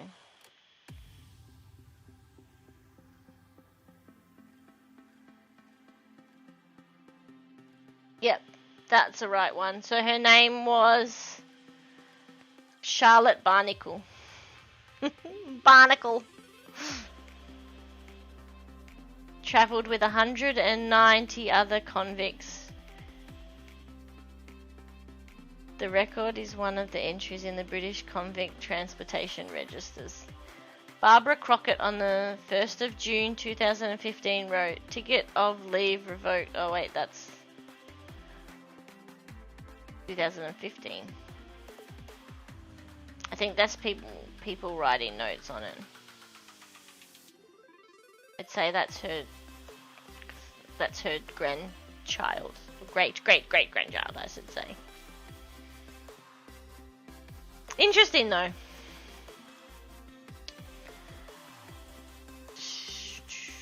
Charlotte had a son, blah blah blah, apply da da da da da da. Okay. Doesn't really say much about the convict stuff. Oh, that's cool. That would be awesome. I'm just like researching here. It's fun. She was transported on the Garland Grove on the 7th of September 1842.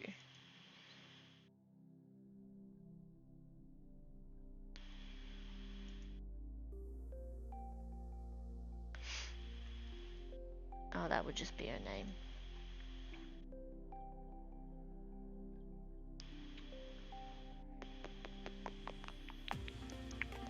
But I definitely say that's her.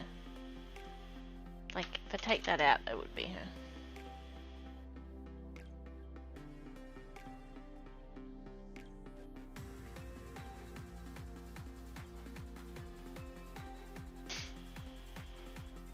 Anyway, it's an interesting topic.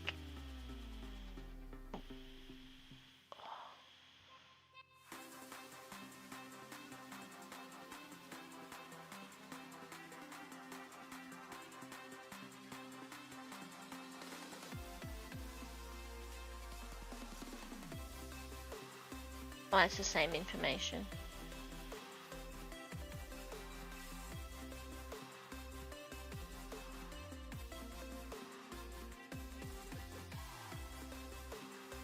But yeah, like, how cool is it to be like, okay,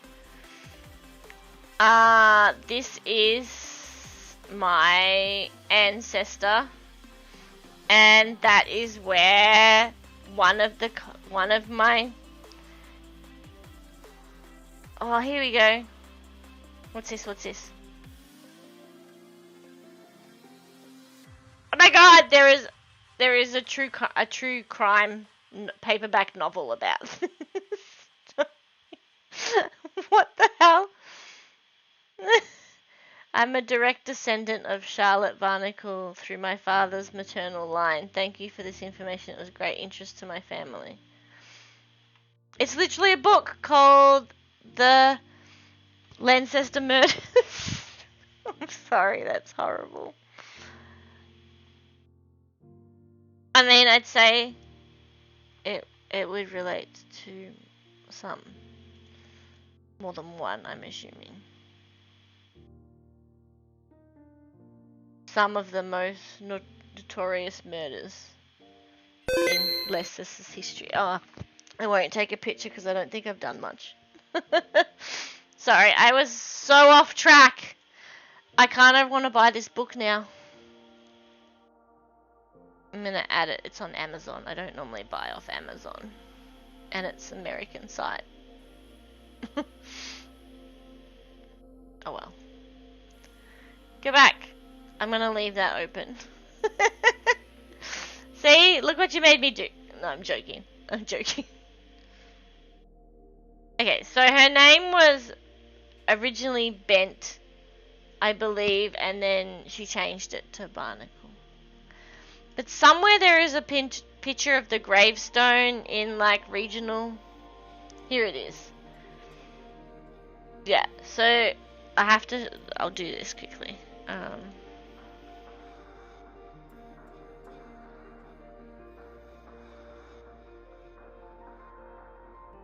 Nope. Okay. Won't do that one then. There you go. Let me just... So this is like the grave in recognition of our English ancestors.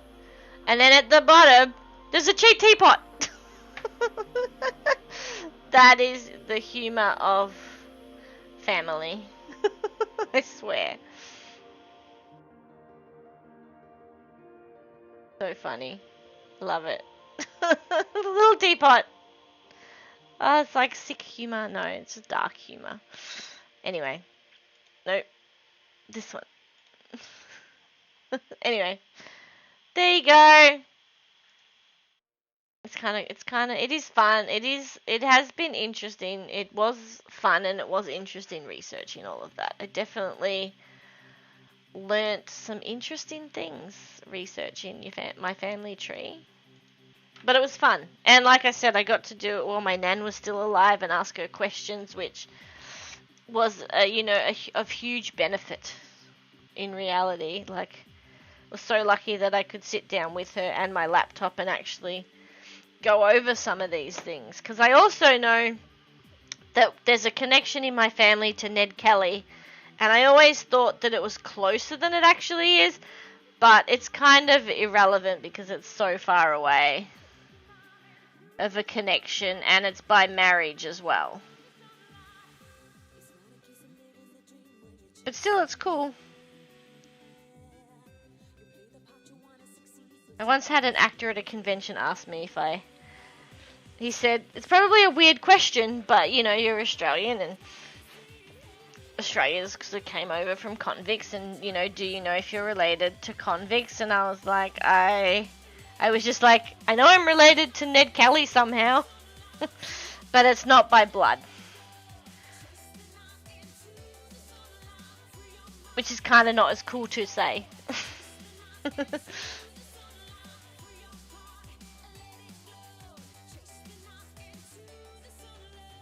One day I would love to go to all the cemetery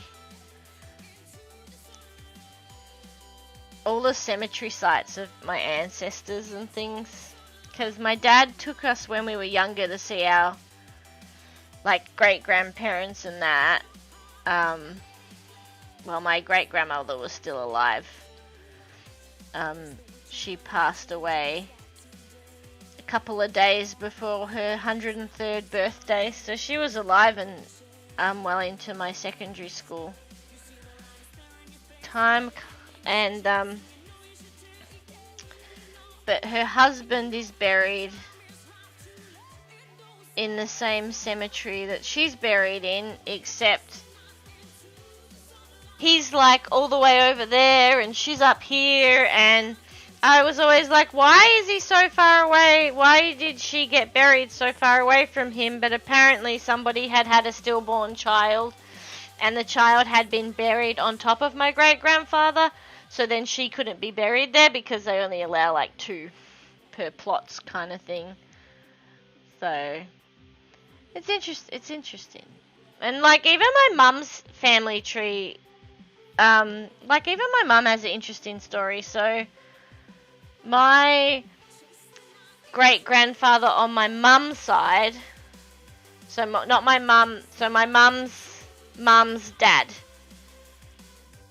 he has a war grave, and like it's the saddest story that you couldn't even believe happened.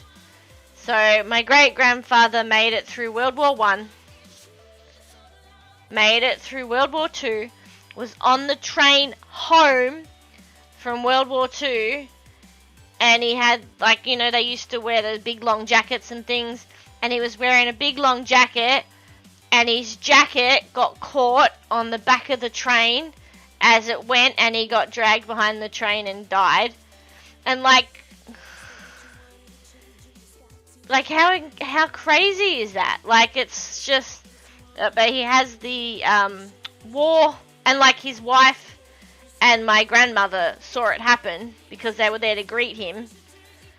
I'm like, I couldn't even imagine that. Could you, like, you can't even imagine that, like making it through the wars to then have that happen so close to home. Like, it's insane. But because he never made it home, he still has like one of the white graves in the military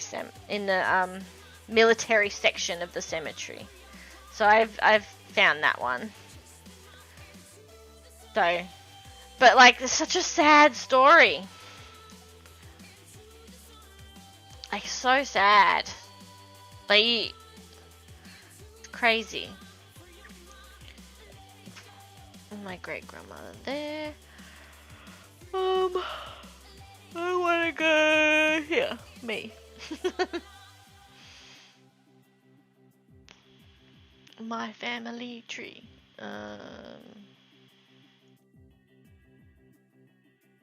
Delete that person.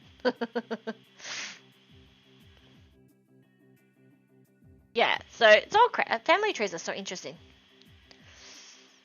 Andrew Charles Dillon is his name.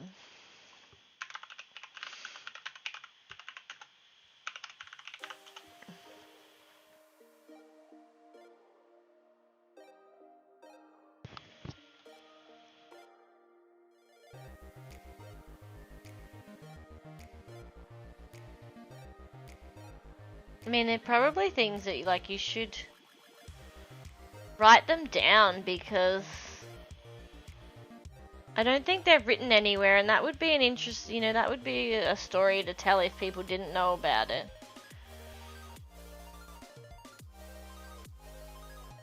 Images and voices of deceased Aboriginal children. Okay.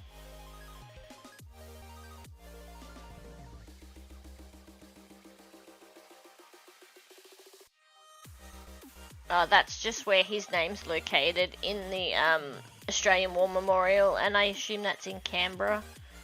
I would love to see. Onto the Roll of Honor name projection. Andrew Charles Dillon name will be projected onto the exterior of the Hall of Memory on the 8th of February 2022 at 9:50. That's kind of cool. Weird. Not weird. Cool.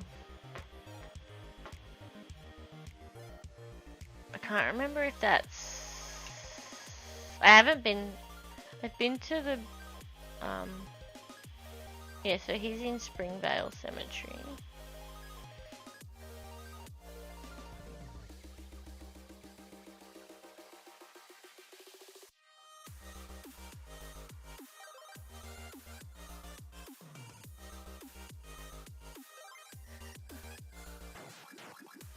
Yeah, that's in Canberra. Got it. I was trying to think of which war memorial. Because there's like a little one in Melbourne, but not. But the main big one is in Canberra. Yeah, it's in Canberra. I haven't been there since I was little. It's like when my dad and that were cleaning out Nan's house last year, they found a lot of stuff from Pars. It was like a map. I have photos of it somewhere. It's a map from the Second World War with the one, I think it's a map of France. Maybe not. I can't think. It was very cool to see. It's also like I have a picture of my pa with the Queen, which is pretty cool. History is so fascinating. Alright, back to painting now. I went off track a little bit there.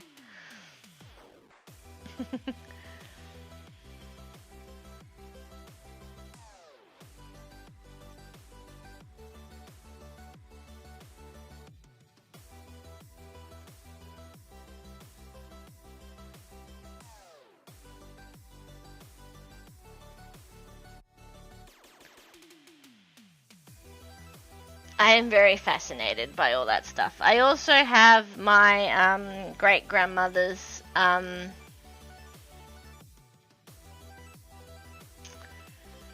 medallion medal, centenary medal. It was given to everybody who was born before a certain date when we hit the centenary. So they had to be 100 or over to get that medal. And there's a letter from like the ironically there's a letter from the Premier of Victoria at the time, who ironically is the Chancellor at my work. Is now the Chancellor at my work, which is pretty funny. I thought it was anyway.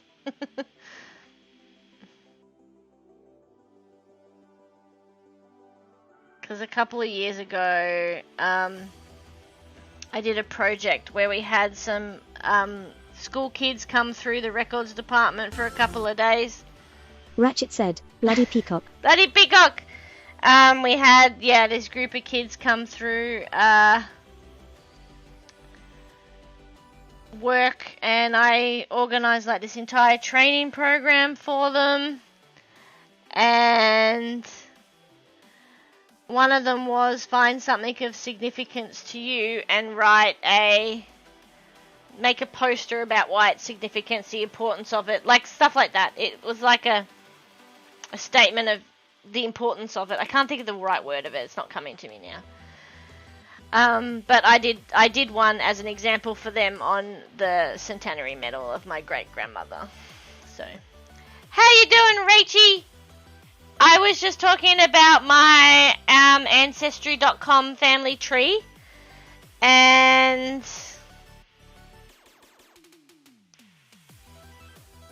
Yeah, we history, and the convict in my family, and then telling the story about my great-grandfather on my mum's side, so like my mum's dad, who was killed, like survived World War One, survived World War Two, got killed on the way home. Like crazy, like the crazy story. You just got home from family Christmas, nice. Family dinner, family Christmas dinner, nice. Mine is on Saturday, which is the day after I finish working, so it's a bit sad.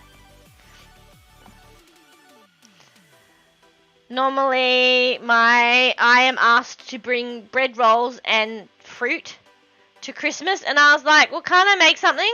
Can I make my favourite quiches? Because everybody loves my quiches at work. I'm going to make them for work Christmas party or farewell. It's not really a Christmas party. Nobody is feeling in the Christmas mood in my team. So it's not a Christmas party, it's a farewell party. But I was going to make my quiches. So I'm going to make quiches for Christmas with Dad and Bren. It was exciting. It's exciting because I never take food that I've made myself. Oh, I sent you a message last night, Rach. I was very excited. Yum. It was chaos as usual. We're 13 adults and 7 children. That's a lot. That's a big family. Was Mum there? Was your mum there too? That's...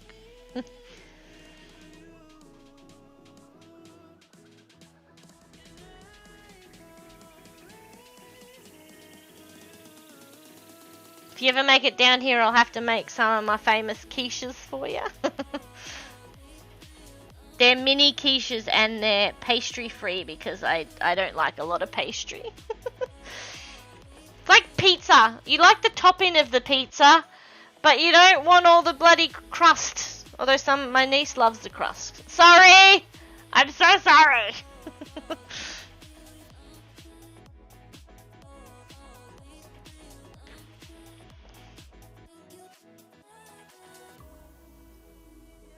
Oh, that's sad. Stupid Facebook Messenger. That'd be why I haven't heard from you in a couple of days. It's fine. I had Izzy in your hat before. Alexia saw Izzy in your Christmas hat that you gave her, but she meowed really loudly, so I figured she wasn't in for it. Oh, I forgot to turn this off. I forgot to turn the bingo off. That's the wrong bingo.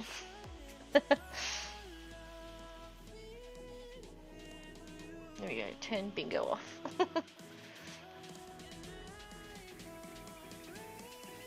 off. Silly Facebook Messenger. Just like complain. I don't know how to fix it either.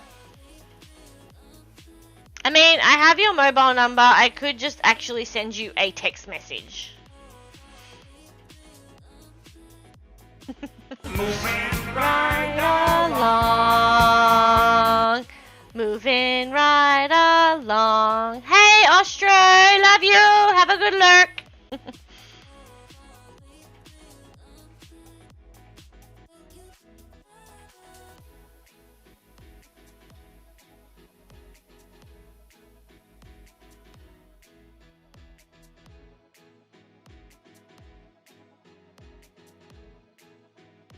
Feisty said, I back.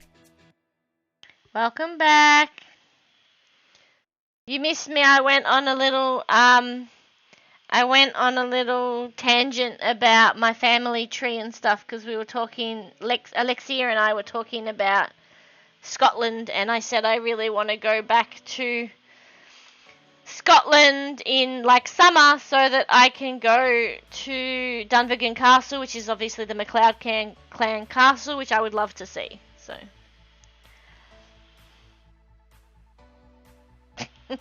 my cousin said he had the same trouble, so he's gonna have a look when comes over for coffee. Okay, hopefully you get it fixed, but we have messages anyway. I'm almost certain I have snot in my hair that is not mine. Ew! And I was telling the story about how I traced my family tree back to the convict in my family who was sent to Australia charged with manslaughter, not murder, manslaughter. And the sad story about my great-grandfather's passing. So, missed a little bit of storytelling tonight.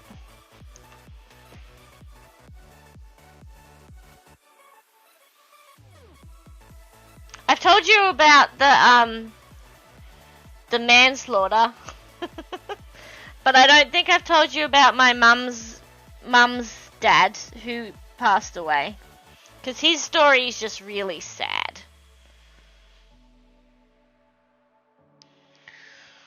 We also have to catch up before Christmas because I maybe wrapped a little present for you, but you already know what it is. But I'm gonna wrap it.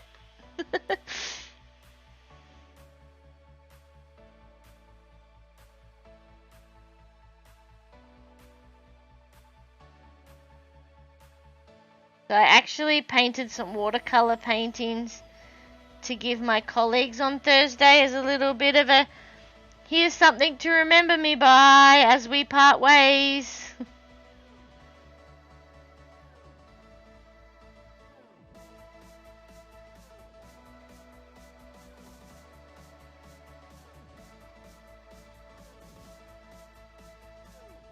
But yeah, I was just looking up the name of that ancestor who was sent to Australia for manslaughter, Feisty. And there is literally a book. Ew. Ew. A governess. Well, there you go.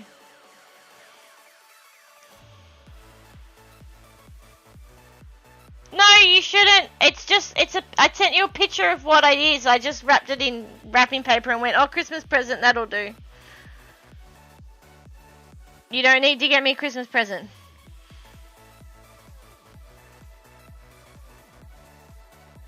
I just thought, oh, it's Christmas time, I can just wrap it in wrapping paper.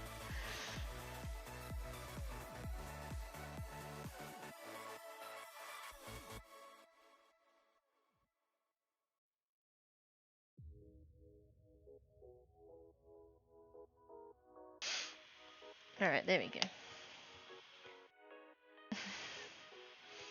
You know what it is, it's fine. She was a governess lady, but she was a black slave. That is interesting. Interesting.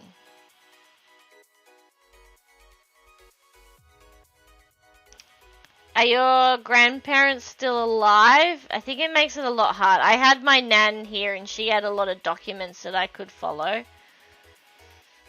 Like I've got a book down here with family tree in it. My pa was like incredible. I don't know.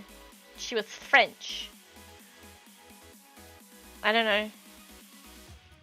Yeah, I don't know what they were called. Governess probably sounds right.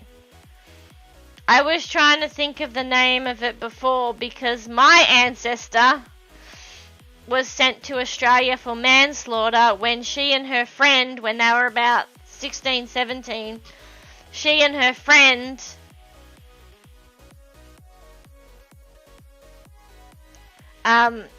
so she and her friend decided that they were going to put arsenic in a pot of tea and give it to their house lady or whatever she was, and she drank it and died. But then her friend's mum also drank it and got really sick, didn't pass away but got really sick from it, and then they were sent to Australia for manslaughter. But I definitely know my ancestor was. I don't actually know what happened to the other lady, but I was talking about like my family even right back there and like the little dark sense of humour. At the bottom of their gravestone is a picture of a teapot. So bad, but so funny. My grandparents are still alive and they've given me info on my mum's side but can't find anything. I can't even find people with the correct names. Oh, that's a shame. Are you using Ancestry.com?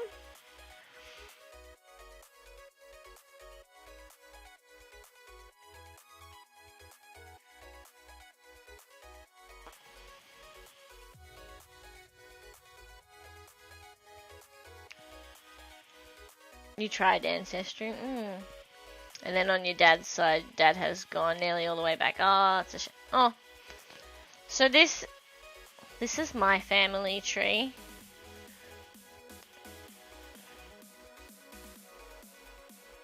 I don't want to... I don't want to show it because it's got names that I shouldn't really be showing. If I go to say my mum, no, I'll just zoom out. So this is just like some of my family tree. You can't see names. Sorry, I just don't want to put a family member's name up there without, you know, asking. So this is me here. So that would be my nieces, and then like cousins, kids, that kind of thing. Mum and dad, my uncle, my nan, my mum's mum, my mum's dad, my dad's mum and dad. Like mum's one of six, and dad's one of 3. So dad's family is a little bit. But dad's family is easier to trace back because my grandparents were still alive. Like I could have a conversation with my nan and be like, okay, like this is my history. I also have this book down here, and Nan had a lot of documents, but my pa, so this is, I was showing this before. This is, damn it, everything falls out every time. This is a book of my family. Damn it, you can't see it because I turned the camera off. It's called From the Land of the Midnight Sun to Down Under. And it's basically the entire family because they were descendants of Hans Jacob Johansson and Elizabeth Ann Churchyard. So Elizabeth Ann, and this was written the year before I was born. So this was written in 1985, Rach, that's your year. It's got lots of sources. It's got like who they spoke to. Heaps of information. There's not a lot of information on my direct family, but so this is so this would be my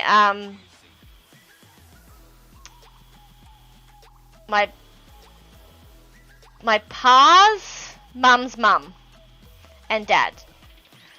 So my great grandparents. Yeah, so this was written a year before I was born, and it's the same year that my pa's mum passed away, because she is in the cemetery and she passed away in 1985. So in this one, in the family tree here, I believe she's still alive. She's still alive in this, yeah.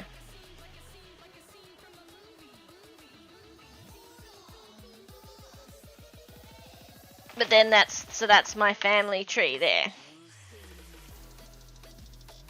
Of the MacLeod, when the Johansson and MacLeods got together, which is Alan Alma Johansson was my great grandmother, and Malcolm Neil MacLeod is my great grandmother. So there's my pa, and then he added information there. So yeah. Yeah, like my pa was like, he's added all information about our sort of family into this. And then I've also got this one. This one, which is my nan's family. So that's how I was able to trace it back so far. So this is my nan's family, and this is my pa's family. So with these two documents, I could trace it back quite a long way, and all the connections.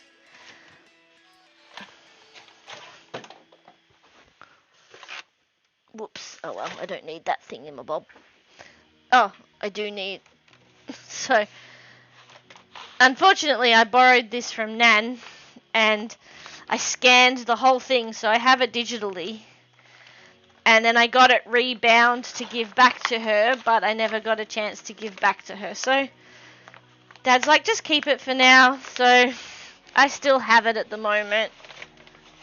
We'll see what happens with it.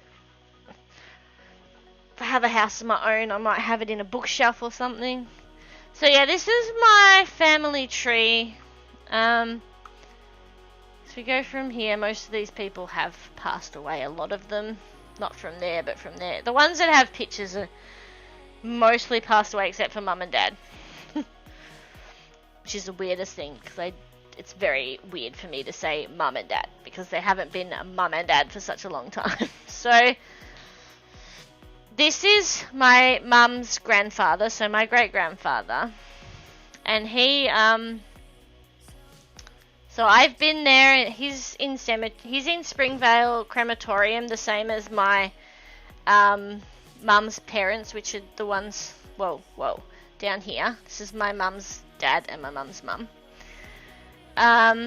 So he went to the World War One, went to World War Two, was on his way home from World War Two when he got off the train, had one of those long flowing jackets that they tended to wear back in those days. And as he was walking away, the train took off and the edge of the train caught his jacket and he was dragged to his death. So he is in the war memorial because he technically never made it home. As far as I'm... God, again, I haven't done much. As far as I'm aware, my nan and her mum saw it happen, but I'm not 100% sure on that. But very sad, but such an interesting story. Like, just such an interesting something to happen. So, that's my nan.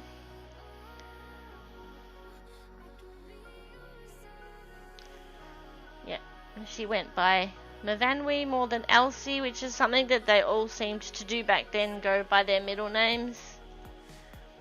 So, if I go back to what I was looking for, so this is Alan Alma, so that's the person I was just talking about. I think it was possibly this family. Yes, it was this one where we come up here. No, maybe not. No, that's Highland. That's the wrong one. Maybe it was Harry.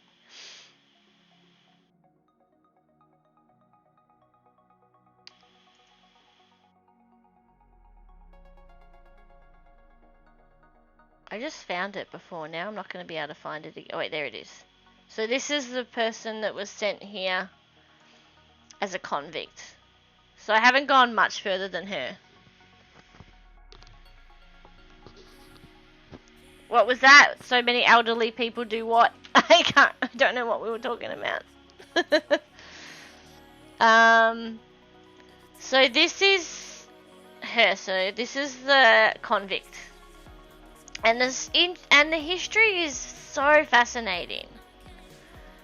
So here's the gravestone that I was talking about, and how they've got. I'll go to their middle name. Yeah. There's the teapot.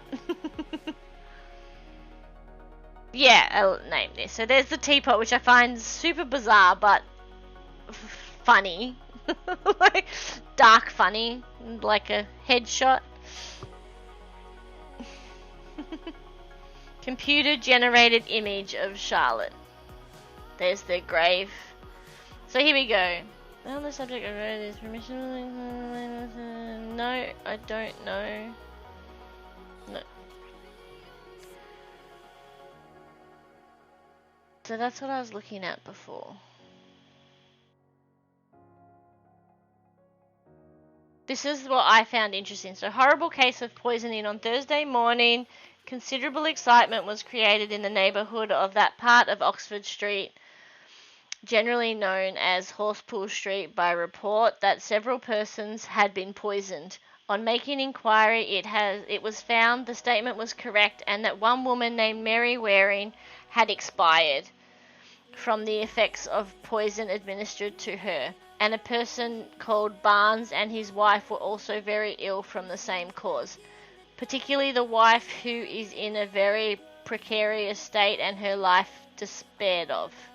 2 girls named Mary Barnes, daughter of the woman so dangerously ill, and Charlotte Barnacle, a lodger at Barnes, are in custody on suspicion of having administered the poison.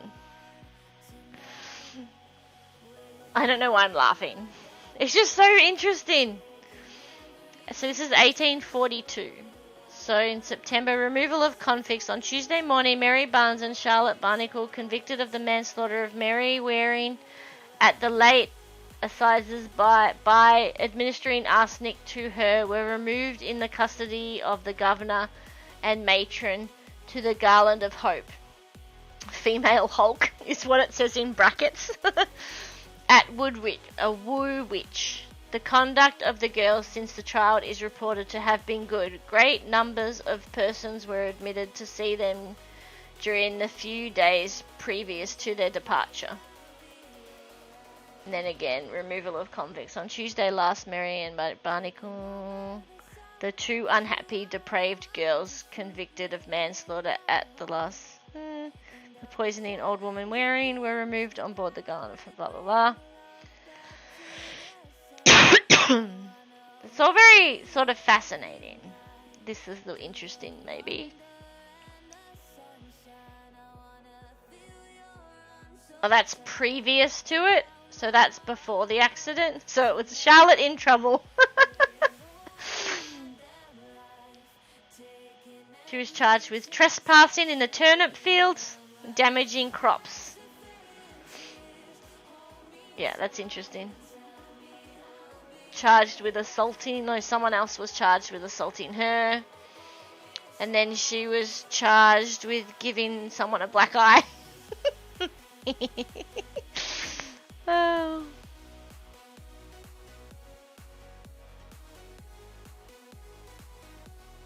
Oh, this is something that I wrote because I found this. Yeah.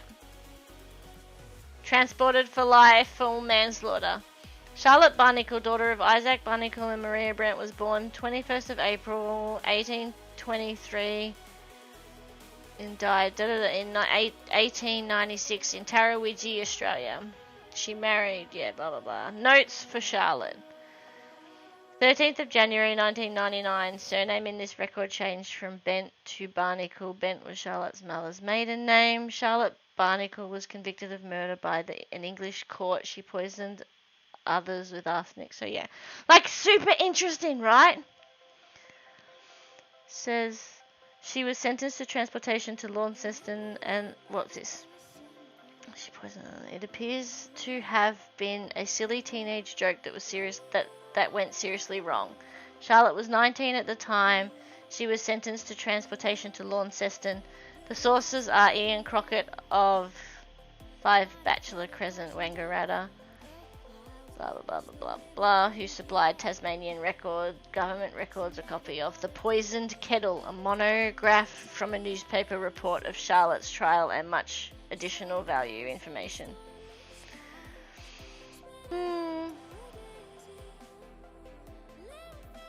So it's got her described as a 20-year-old shoebinder, 4 foot 10 quarter inches tall, fair complexion, straight brown hair, a long face, medium forehead, brown eyebrows, hazel eyes, broad nose, small mouth, round chin, with a mole above her left lip, a scar on her forehead, and mole on her neck. Convict number 609. The sketch in the family record is based on the description.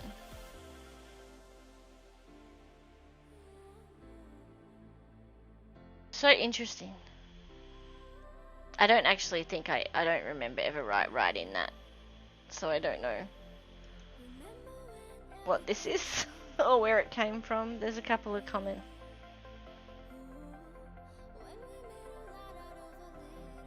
Oh, that's cool. We were shouting from the rooftops. No time to catch up, but we felt alive. I go back and make the time stop.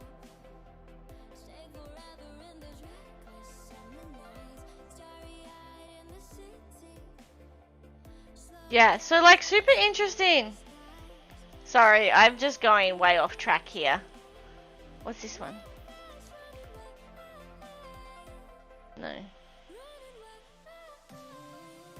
I was trying to find the part where they escaped.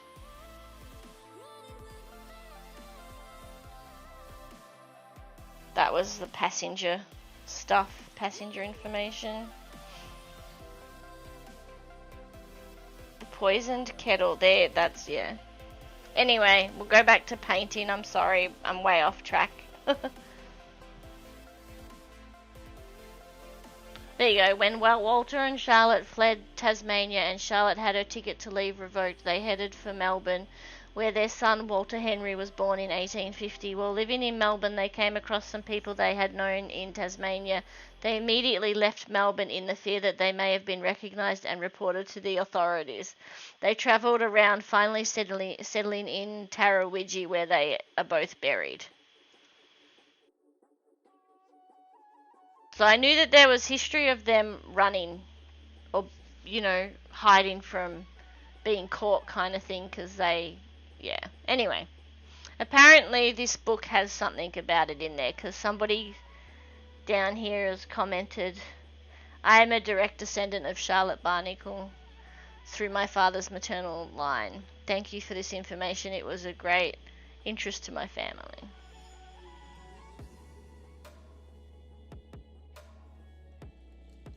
So that's pretty cool.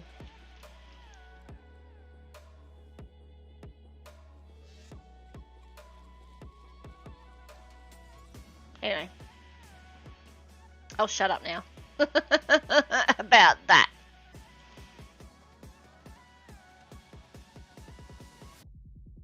But history is such an interesting thing. You got to admit, like, history is fascinating. Like, I feel like there's just so much history and that we don't know so much of it. And so much of it has got lost over the years. Alright, you can still see what I'm doing. Cool.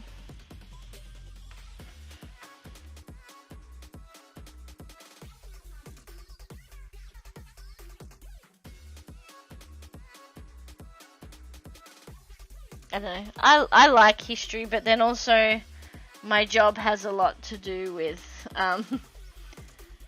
exploring history, and that's probably what brought me to do the family tree when I did. I was like, most people my age probably wouldn't be interested in doing their family tree. But I had fun putting it all together.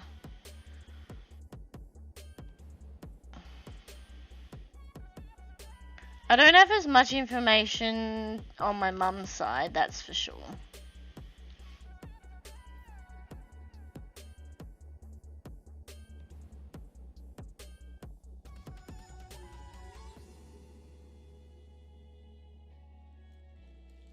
I think my dad tried to start a family tree and just never continued with it, so I think I sent him an invitation to join mine, but I don't know if he ever got it, because things are weird.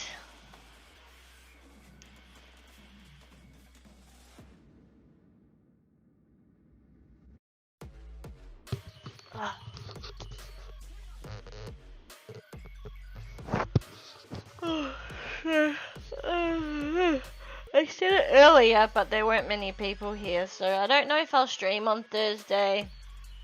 I think I might just cancel my schedule for a little bit, because I honestly don't know what my schedule's gonna be. I could stream like every day if I wanted to, because I won't have a job.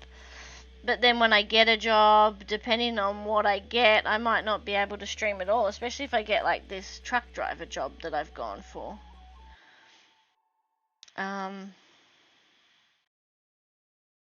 because they're sort of long hours and you got to be there at like 5:30 in the morning. So I may not be able to keep it up, but maybe on weekends or something, because I'll get weekends. I was saying that to Feisty earlier. I mean, it sort of makes me feel a bit selfish, but I really don't want to work weekends, having not worked weekends for such a long time after having to work weekends all the time. I like Monday to Friday.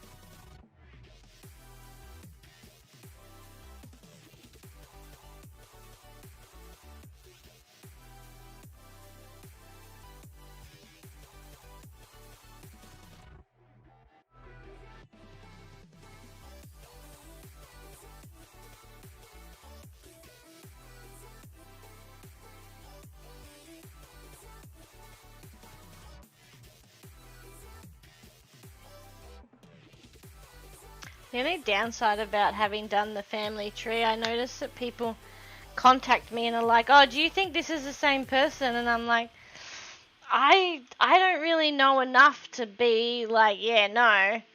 Because everything that I know, I've already put up there. So I don't really know any more than what I've already put up there.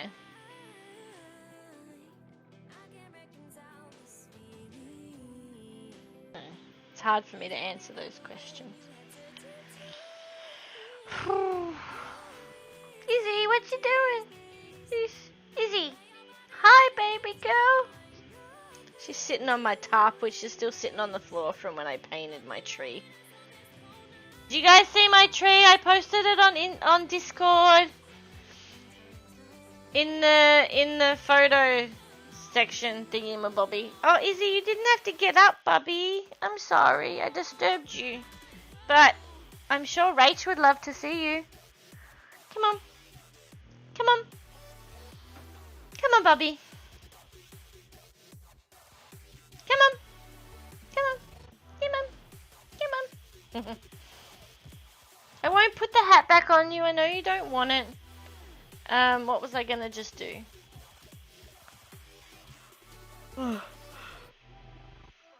Yes, I'm gonna get my Discord. That's right.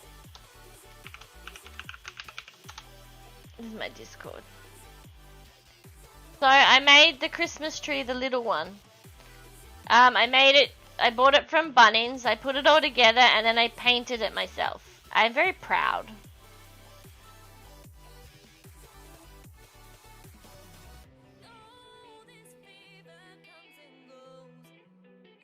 Holiday spirit, here we go.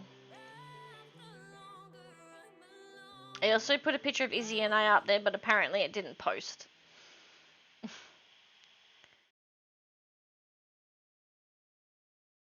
Here you go, see? So this tree I bought and I painted it all myself.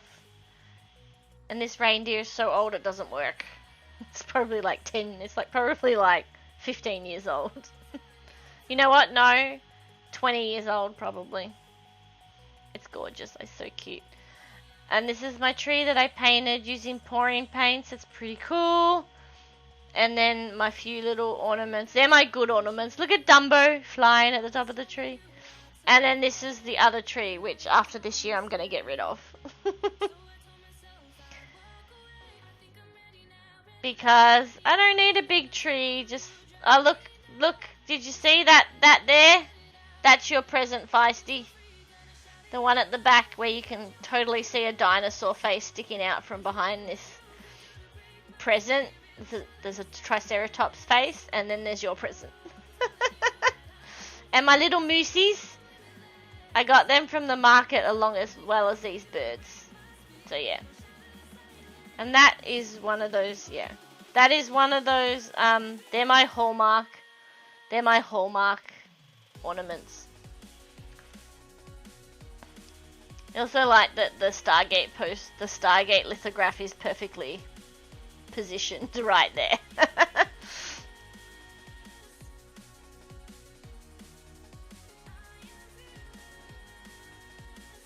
Hey, Bubba. Hey, Bubby. Come here. Alright, this is me just like, let's get back to it, or else we're never gonna get anything done. Come on. Hi.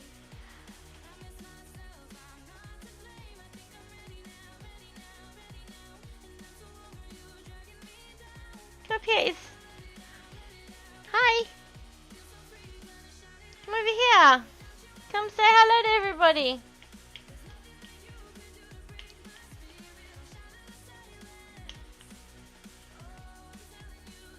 There she is.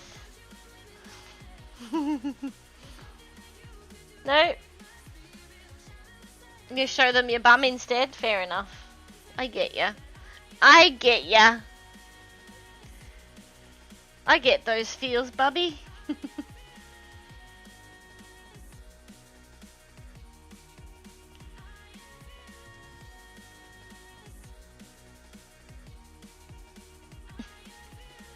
Hi.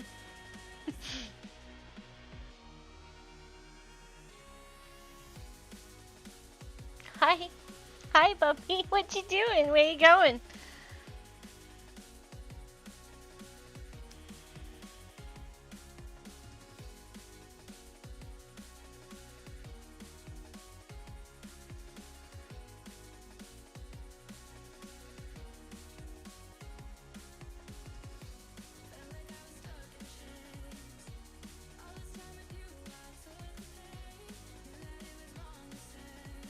My ears really hurt.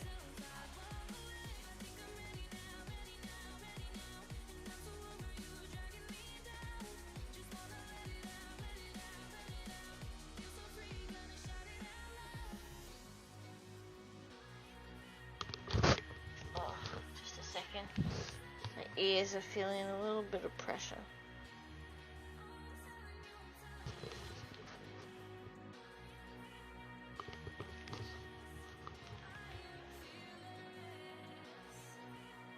Also, Rach, one of the messages I sent you that you can't see is the finished product of the last paint by number I was doing for the Kris Kringle present I had been sharing with you.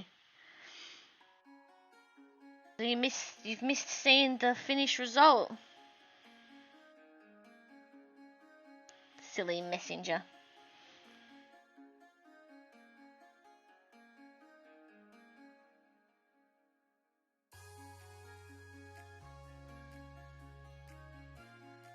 I actually don't know where that Tarawinji place is. Now I want to look it up.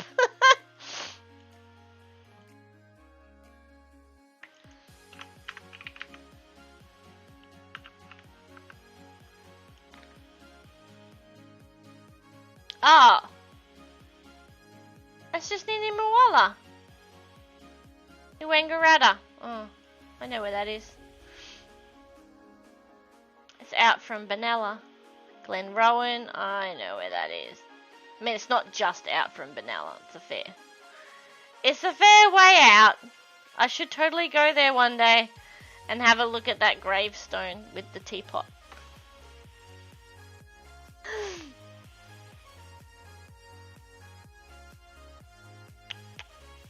Love you.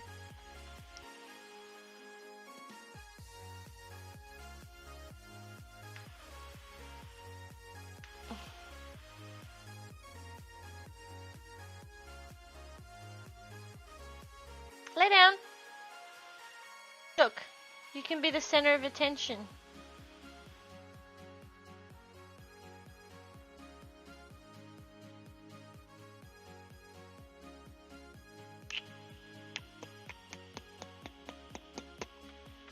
Yeah, you can be center of Rach says, hi, Izzy. Hi, Izzy. She says, hi, Izzy. I won't put the hat on Izzy because she meowed really loudly and wasn't very happy with me when I put it on earlier. Alexia can tell ya if she's still hanging around. I know she's lurking with work, so it's fine.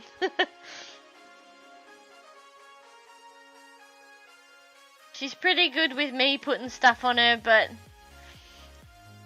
I don't want to annoy her.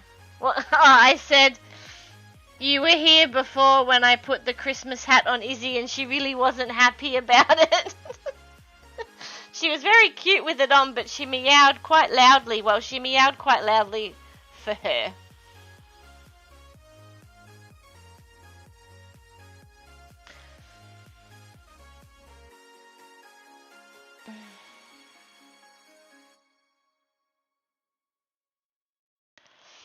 You gonna go look? No worries. Have fun.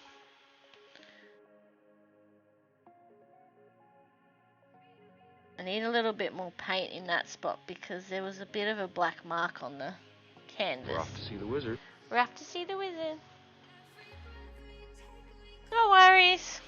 I need to have a look at my emotes and see which ones are which because I was like, oh, all these emotes, and then realized that you can't use them in other people's streams, only in your stream if they're follower emotes. So I think I need to change some stuff around.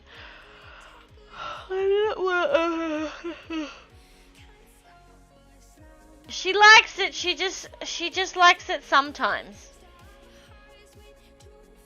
So I think I need to make the Christmas one so it goes in any. Because while I'm here I can't tell which ones are which.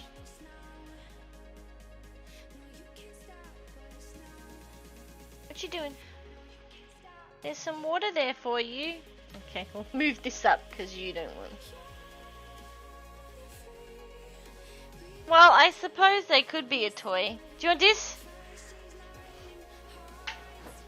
I threw it, she just went. Oh wait, did I show you this? Hang on, it's gonna get bumpy for a second.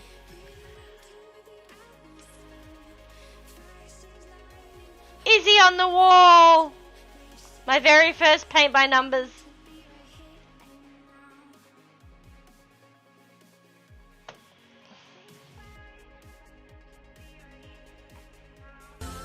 Ooh, Capitan! Capitan, Capitan, Capitan! How you doing, Capitan? I'm sorry.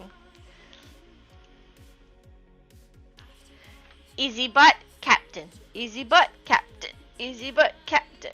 I threw the Christmas hat for Izzy and she literally just went, oh, thanks, Mum. It's over there now. You can go get it if you want it.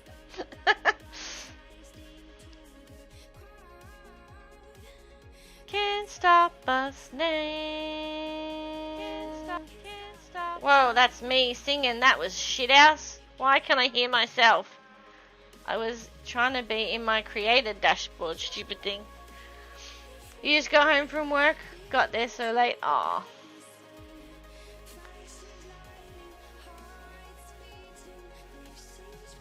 So, okay. So, I think they're okay as they are. So, which of the emotes do I have do you think should be, like, my chat only? And then, like, follower and like, standard. Because the Christmas one is a tier 1, so if you're subscribed, you get the Christmas one now. But, like, Izzy, the Giggle Gang flag, the Rip, and the Lurk are all follow ones. They're fine. Maybe the cheese one could go into the follower one. And have the Rip one back out or something. What do you guys think?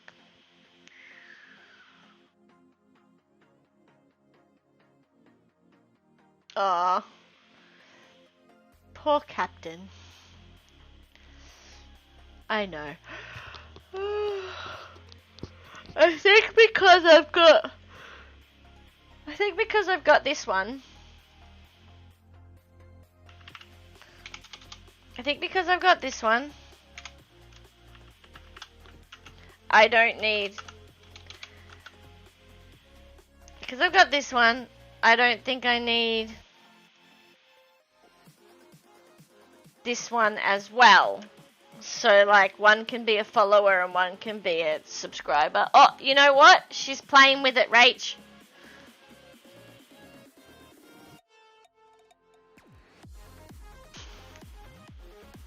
Oh, no, sorry, it was her crab. Izzy! Come on, Iz! No, I scared her off, my bad.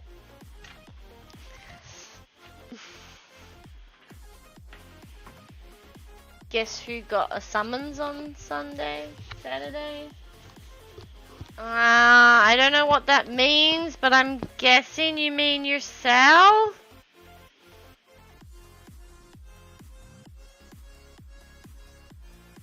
I don't know. Hi, Izzy, you're back! I should always just have Izzy Can. You can't see her because she's right there. See that little face there? You have to go to court? Oh, bugger. Oops.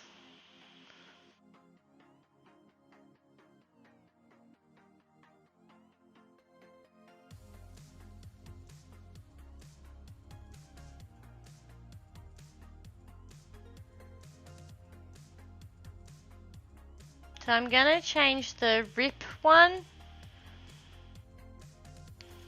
and the cheese one. Because the cheese one is kind of only a follower of mine. Gag, I guess. Ah, the save points, and I keep, like, not doing anything. And then have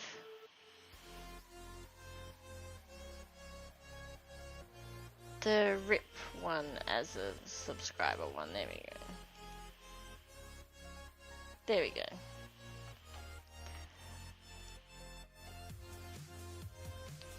I like that there's so many more Izzy emotes though.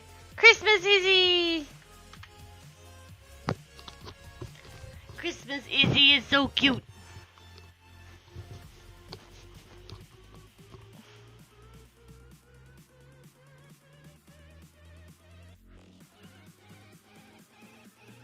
Oh, you can add animated ones, animated emotes now.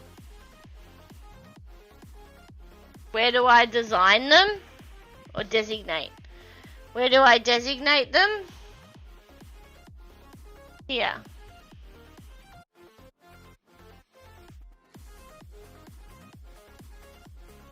Here.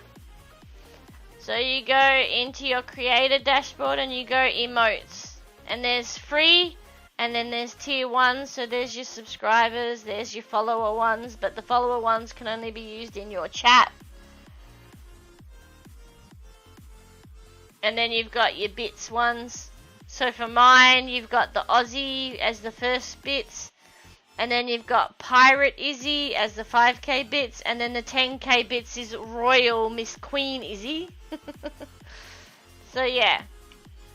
You go in there and you can have up to 60 standard emotes and 20 animated, but I don't know how to do animated ones yet. I don't think it would be that hard.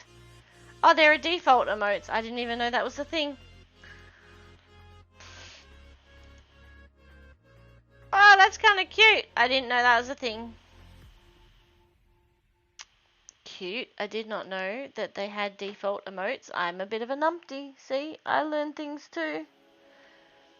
Okay. Izzy, there's your tree. Get it.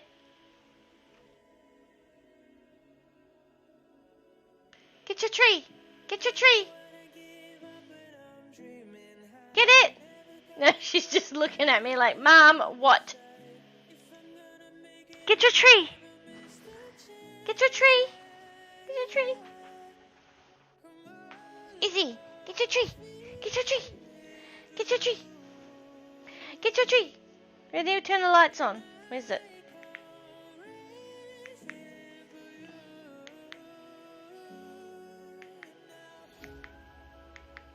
I like that it has lights in it.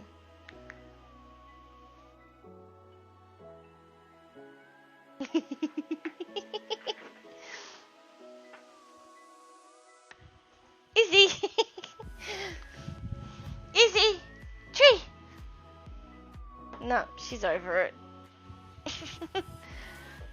See my awful legs.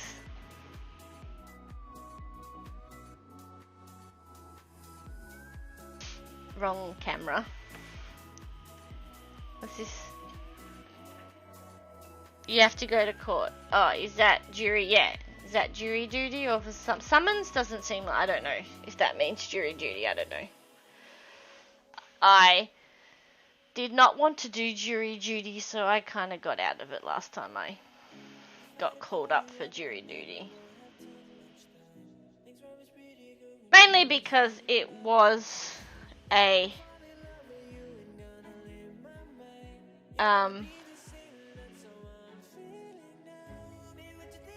like rape trial, and I had a friend who had recently been raped, so I was like, nope. I'm not impartial. Whereas I'm sure some people wouldn't be honest, but I was like, I wouldn't be impartial on this case.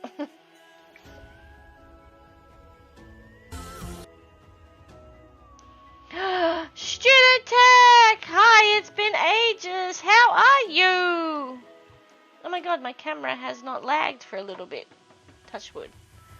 How you doing, Student Tech? It's good to see you.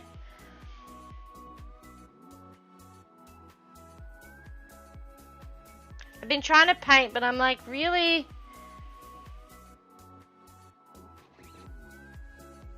Totally, like, getting off track really easy today.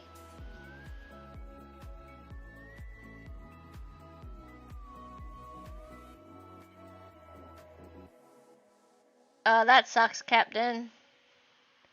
You're good? That's good, Student Tech. You just been busy. Things get busy. And time zones get hard to catch people too. Because, like, our time went forward, and then America's time went backwards, and it was like, now there's even a bigger gap between us.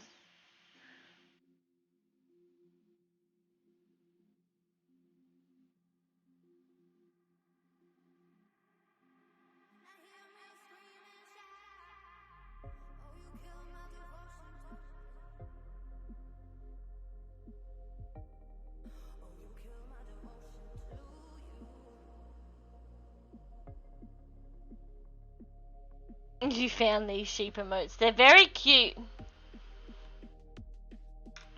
But since everything is behind and they can't be bothered to send someone out to check, I have to go to court. Just, I hope you... Those are pretty cute sheep. Did you see my Izzy emotes? Oh wait, you're not a subscriber, so you wouldn't have. Look at my cute Izzy emotes. Ready? I made Izzy emotes because I can. Little Christmas Izzy, Party Izzy, Aussie Izzy, Pirate Izzy, Royal Izzy.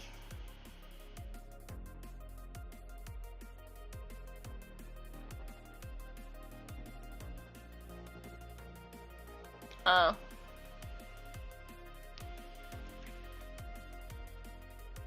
I hit my wrist, or that little bone there, on the metal bar on my desk before, and it's really sore.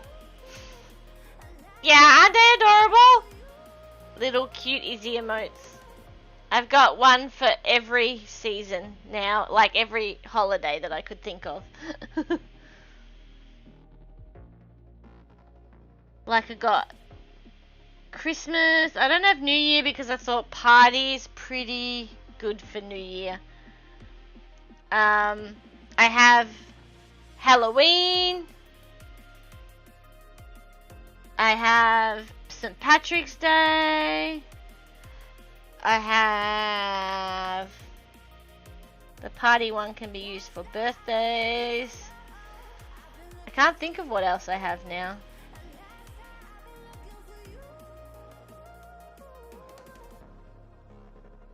Ouch. My wrist is really sore.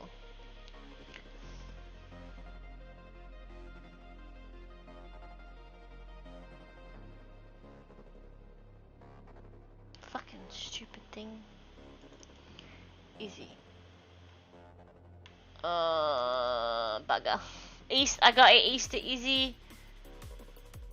I just realized they're not on here. They're on my external hard drive because I did them on my work computer.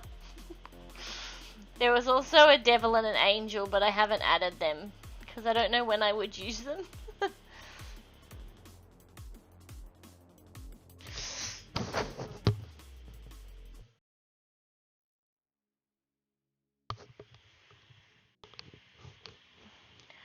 Hugsies over my face. My ears are super sensitive to the headphones tonight.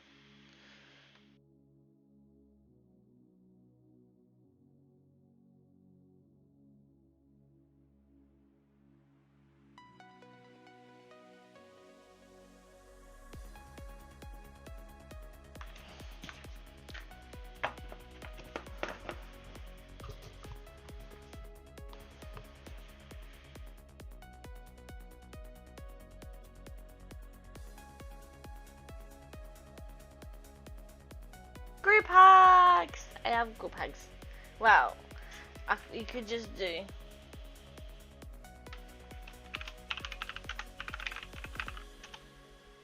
Hugs everyone!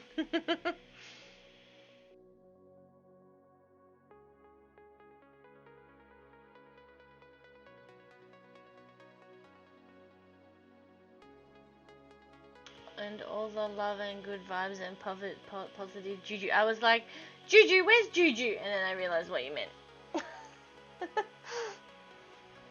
Sure, she was streaming the other day, but I tried to watch and I had no sound on my TV because I was out in the living room watching on the TV, but I didn't have any sound for a stream at, so I couldn't watch because I need background noise or else they drive me crazy, which is why the only reason my headphones are still on is because I need music.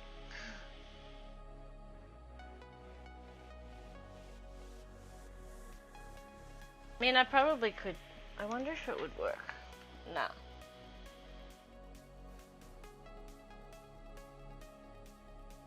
Yeah, I think that was when I saw them.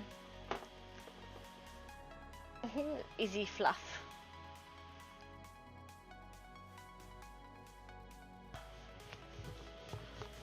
I don't know why sometimes my headphones are so sore. Yeah, because I've been chatting to Mid still. I haven't played Ark in ages, but I still chat to him on and off.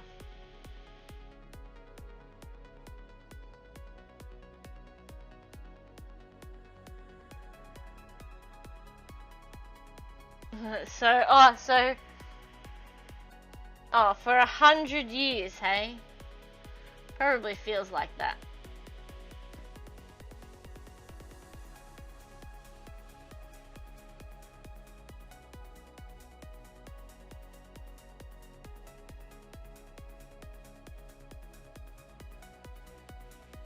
I will turn it back to you, just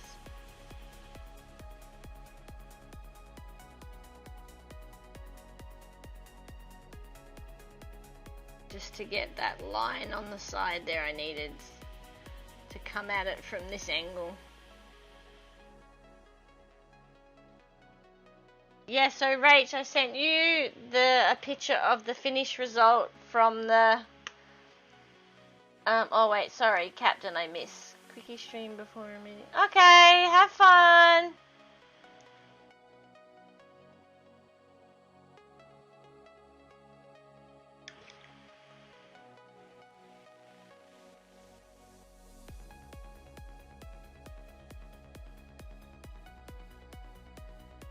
Oh, Rachie, did you see my quick fix? My paintbrushes, the metal kept break in and the end would come off, so I hot glue gunned it. I MacGyvered it.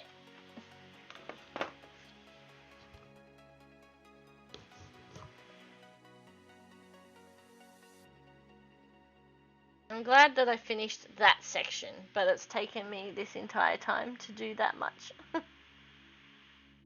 Yeah, I did it before, Captain. I was showing it before. Hang on, let me get Discordia. Discordian.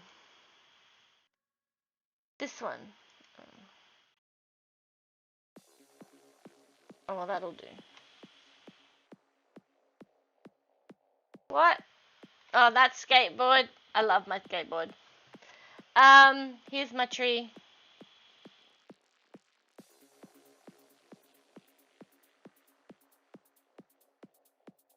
Look at the pouring paints.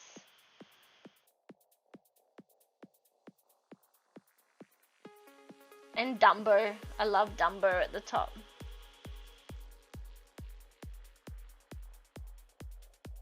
A little bit of gold here. I had that on during the day, so the lights aren't really showing, but you get the gist. Love it here.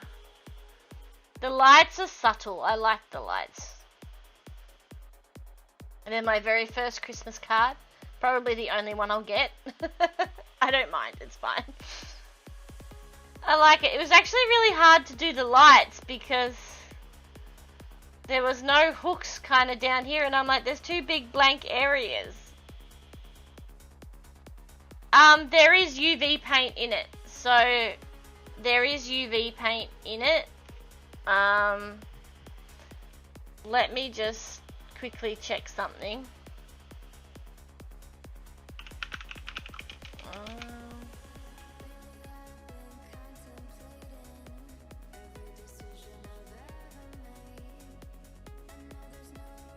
I don't think this will work.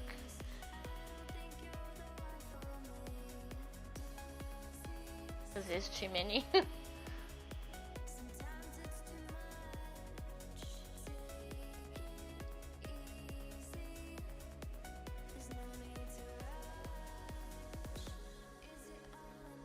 Really did hit my wrist really hard.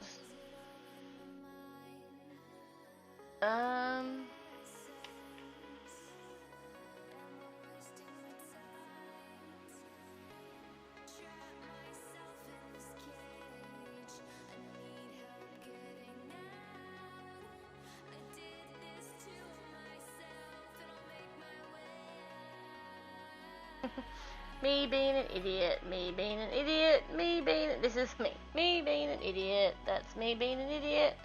More of me being an idiot. Right, so some have come across onto my computer and some haven't. I was just checking my iCloud.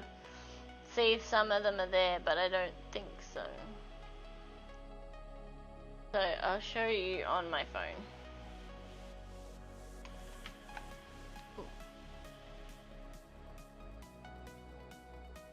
If it works. I tried to show the psychologist the other day when I had my appointment and it wouldn't work.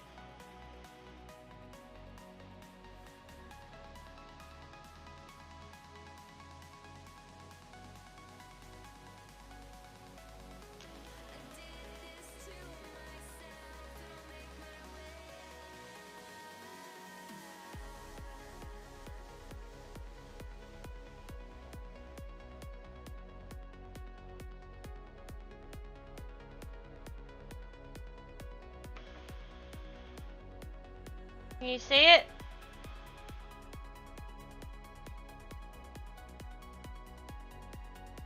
That's with the UV on.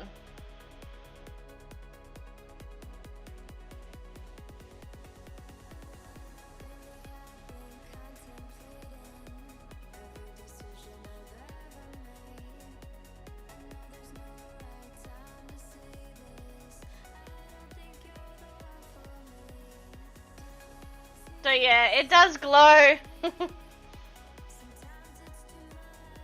And then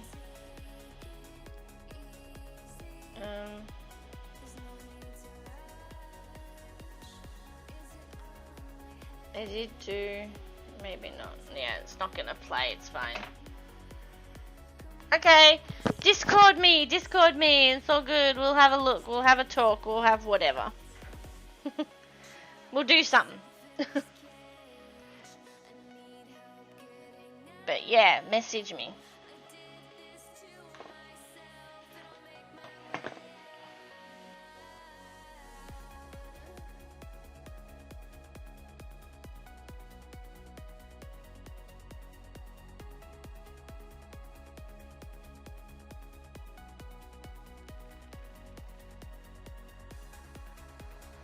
Did you ever put yourself a Christmas tree together, or is this what you're wanting to run past me? So, Captain said it was hard to find trees this year, so I suggested an easy way to make a Christmas tree is to make a pallet tree, where you just get a pallet, cut a tree shape out of it, and like paint it green, and you can cover it in lights and stuff, because I thought about doing that too, but then I was like, where am I going to store it? I need to, you know, figure out what kind of place I'm going to have of my own, and then know what kind of storage I have before I can start doing things like that. You're going to do it up Smiley Gidget style, okay. That's what you want to have a word about? Fair enough. I think it is a great idea, and it's something that you could, like, put out the front of your house and stuff like that, too. So, like, if I have an actual house with, like, a front-facing house, I would love to put, like, a pallet tree up there. But, like I said, you need to have somewhere to store it. But something like that I could put in an outside shed or something.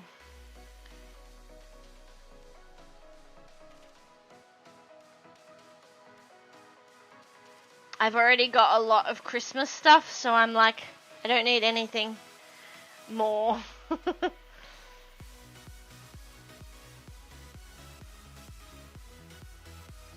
Until I know how much, like, space and stuff I'll have to deal with, you know what I mean? Because I'm not going to be able to afford a big house.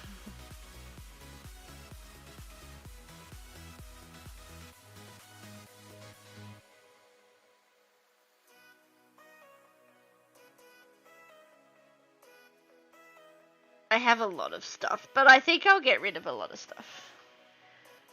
I want to get a couple of display cabinets though.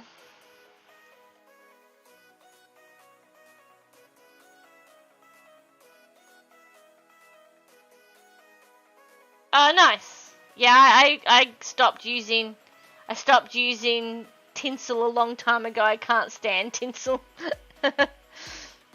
Tinsel falls apart and nah. I don't like tinsel. We disagree on that one there, Cap. But that sounds nice.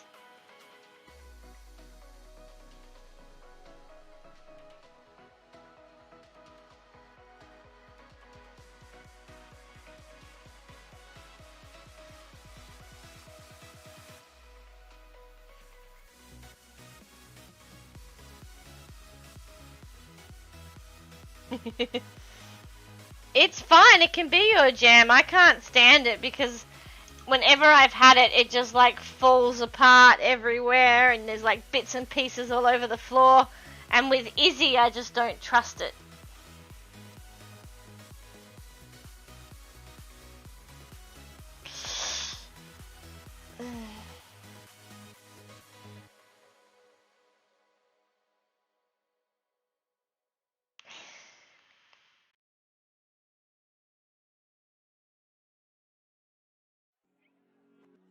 You can't see this at all. No, not with cat. Yeah. That's also the reason why I wanted the wooden tree.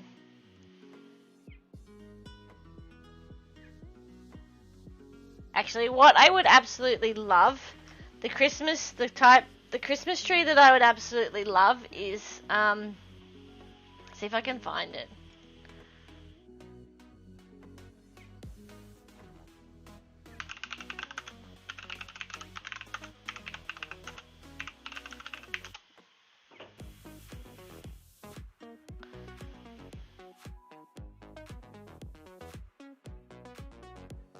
this one here.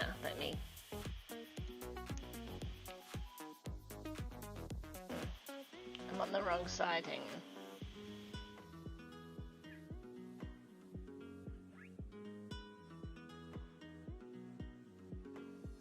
This one, like, how good does it look? Like, it'd be such a nice little tree. Little wooden star. Like, you'd have to make it yourself, and I'm not very crafty, so that's why I haven't done it. But how cool does it look? You could have presents on the shelves, or some of the bigger ornaments, and then it folds up like that. Like, how neat and tidy. Like, that is the tree that I would that is like the style that I would absolutely love. Like, how good does that look? So good. And in all honesty, you could just put another bit of wood on top of that and have it as a little coffee table. Like, you could have a use for it all year round. Like, I'm just not smart enough to make it. I mean, the instructions are right here in this DIY, but I'm not smart enough. And then the ones that I told you were wooden pallet Christmas tree, which is like they look awesome. Like these, like how good do they look? Like that'd be cool outside your house.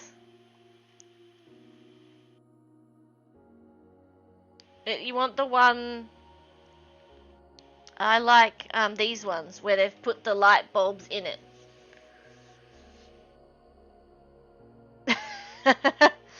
Send you the link. Alright, I gotta go find it again. But how good do these look, Captain? These were the pallet trees that I was sort of talking to you about. Like you can put, oh wait, you can't see it.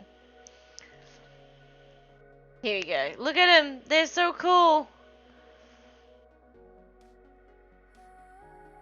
Literally just get a pallet and then like saw the shape out. And if you want, you can pry the boards loose and then put them closer together, or you can leave them how it is.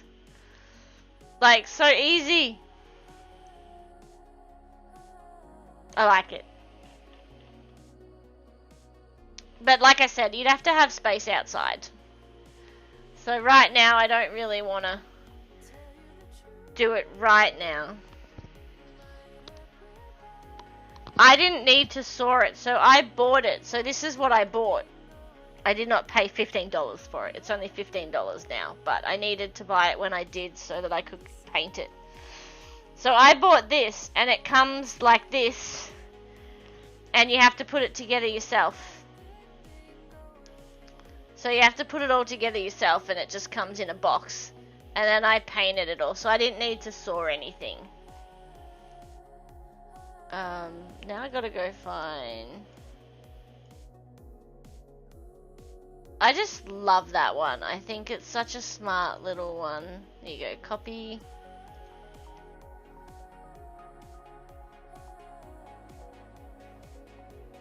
And then paste it down here.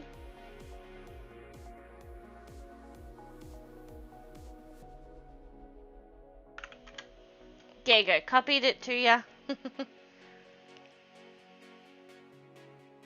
That would be pretty awesome. So I've been like continuing to look, like I won't be able to afford a house for a couple of years, but my plan is to save. But like my plan is to save, and then you know, I'm still looking at floor plans and stuff because I'm in that place where I'm like, okay, so if I bought a house like this, I could do this and this and this and this. So like, Captain X thought it was wise to use 150 points on Let It Flow. alright. I'll just do this tiny bit and then I'll have the water.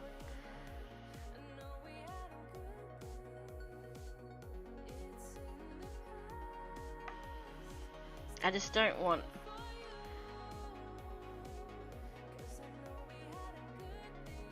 I know I'm going to do more of this colour, but I don't like leaving the paint sitting on the brush too long.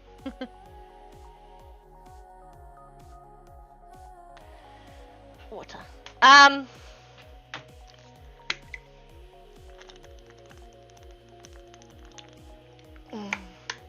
Thank you.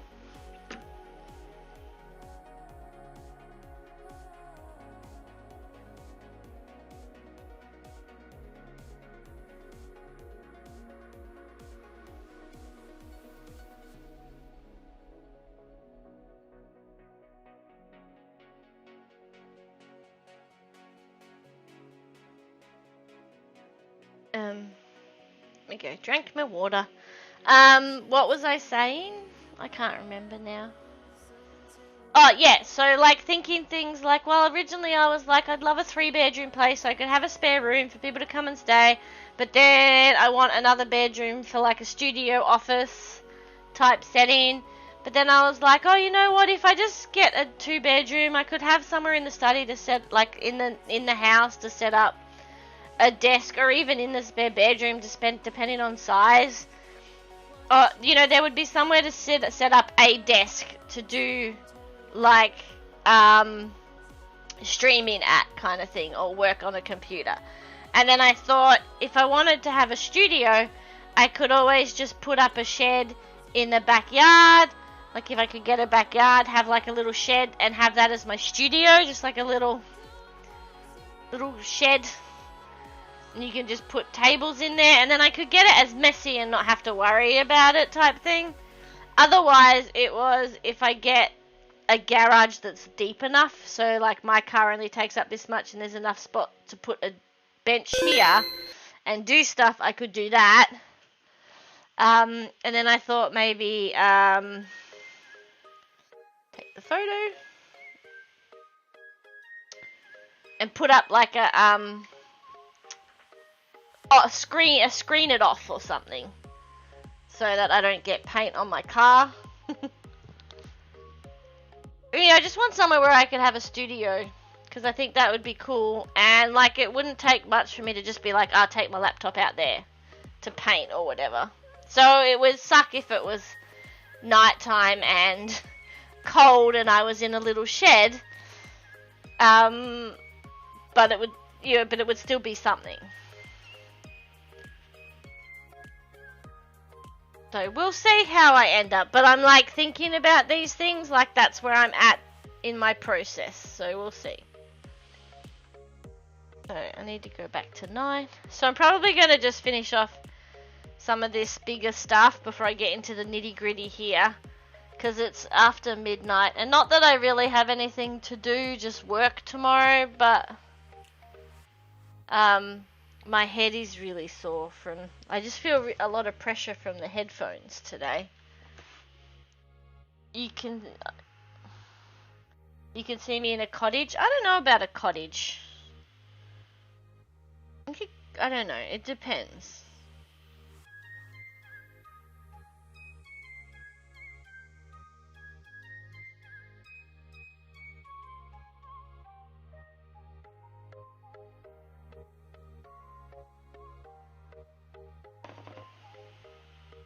Sorry. They're kind of in a spot where it's really hard to do on camera.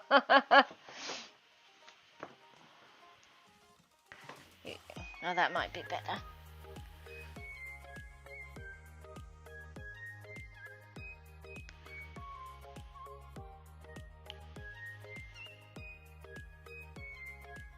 I just want to have a space where I can, get messy and dirty and not have to worry. Even if it's just a house that has a good, see, my problem with cottages is I think of it being somewhere like where my dad lives, and then you've got to worry about bushfires, and I know how scary it was when we had the Black Saturday bushfires, so like I would be worried about putting myself in somewhere like that where I would have to worry about bushfires. And I'm not going to really have heaps of money to spend because it's just me. Like, if I was buying, if you know, like, a couple buys a house, it's much easier. Trying to buy a house on your own is so hard.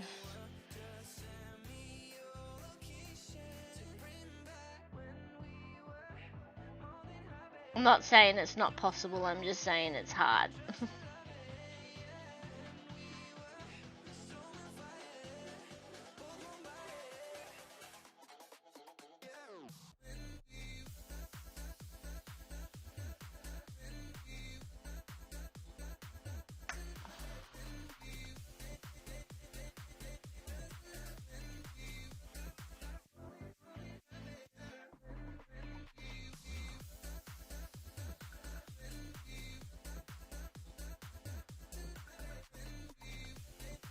With a wolf and everything. Where are you thinking of living in a cottage?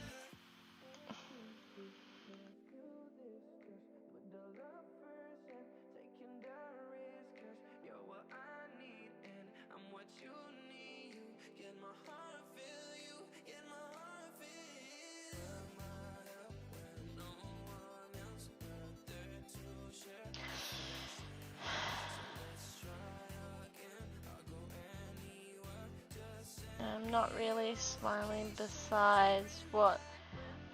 Well, I know that roommates can help you pay a mortgage, but I don't know. Okay. Wherever you can have a gazebo. My dad has a gazebo on his property.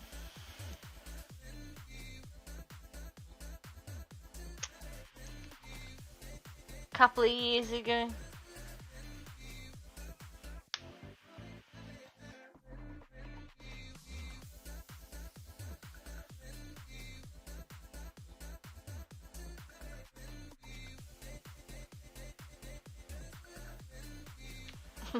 I guess.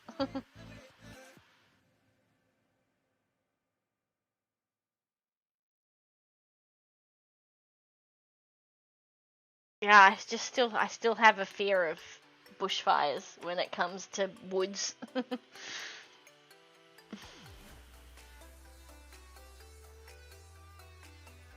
Those 2006 or whatever they were bushfires, I'll never forget those.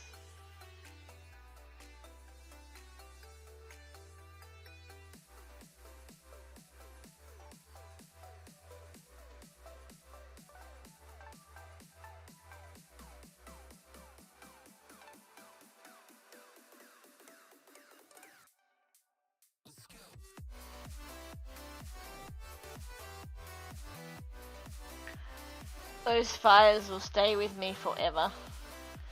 I just remember, like, I remembered thinking, I remember just watching the news and seeing that, like, people who were trying to escape the fires were killed because it was moving that fast. And all I could think was, when we were younger, we were always told, is there a fire, break the window, get out of the house, run away type thing. And I think, like, when those people were killed by the fire because they were trying to get away from it, something that just really hit me. That, and we had fires across the road from where we lived, and we didn't live in a bushfire area. So it's like, I don't know.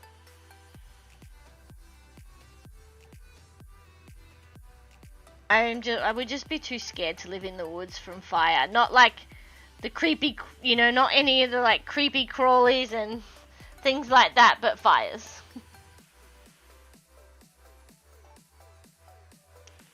Oh, was he?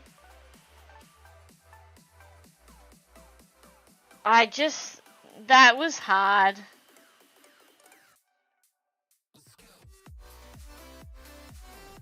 They were scary fires.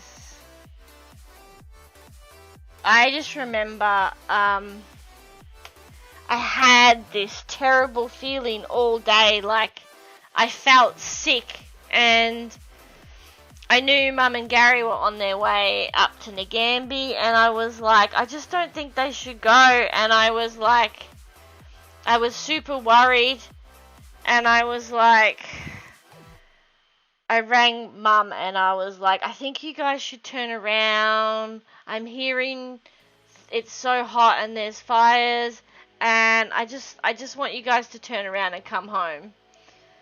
And then, later on we found that the fire had just blazed through all of King Lake and Marysville and that. And on their way to Nagambie, they would have been going through that King Lake area just as that fire went through, if they hadn't have turned around when they did. And they didn't turn around after my phone call, but I think they turned around a little bit further down the road. But it moved so faster. It moves so fast.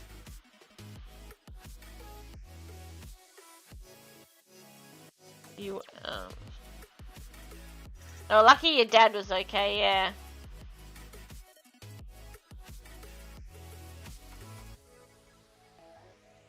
Oh, I'm sorry, Rachie.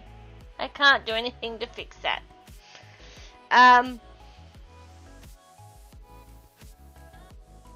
It's alright. Yeah, so that really scared me, and I just don't think that I could live anywhere where that was just so scary. And I remember there was a fire across from my house. I lived in a little townhouse type thing at the time, and it was scary because there was a fire right across from my house in a little bit of grassland. And I just remember feeling scared to stay in the house, and I couldn't go to Dad's because there were fires blocking my path to get to his house, so I couldn't even go around anywhere to get to him, and he's in a bushfire area, so that probably would have been silly, but I ended up going and staying with a friend a bit closer to the city because I was just like, I can't stay here, I'm sort of freaking out. It was scary. Plus, someone that I worked with actually was killed in those fires. So, I think that, it's hard to ignore.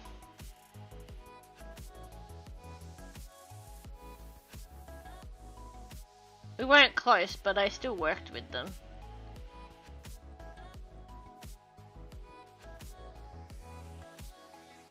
And what's the saddest part about his story is his parents and his sister had all gone away for the weekend, and he had stayed home. He had stayed home by himself, and he'd been killed in the fires, and the rest of his family were fine because they weren't there.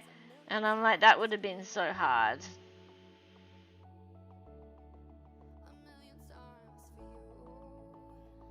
But anyway, this is a bit morbid.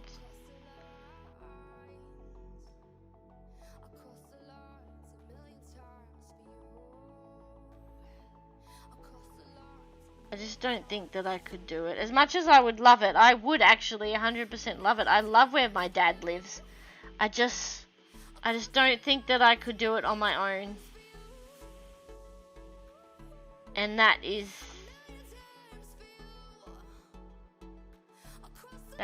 my deep down feeling.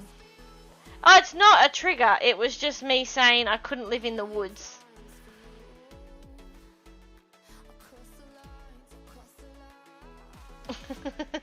Poor Kevin. It wasn't a trigger, don't worry. It was just me saying I love the idea, but when I think of cottages, I think of places out in the woods, and I think of wood areas, and I think of fires. And look, I don't think a fire like that would happen again necessarily, because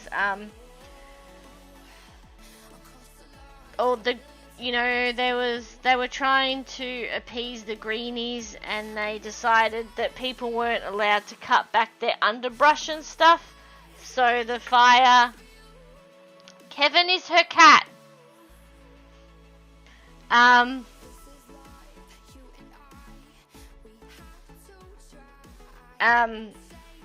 Yeah, I don't know what I was saying now. I have this picture of Rach hurling Kevin across the room stuck in my head now. All other coherent thought has gone out the window.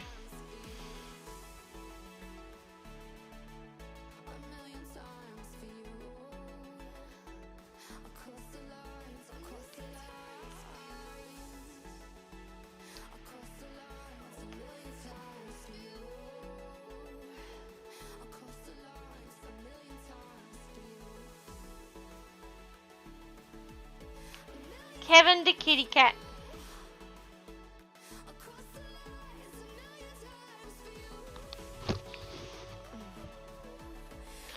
If you can't hear me very well, let me know. I just need to take the headset off. My ears are so sore today. I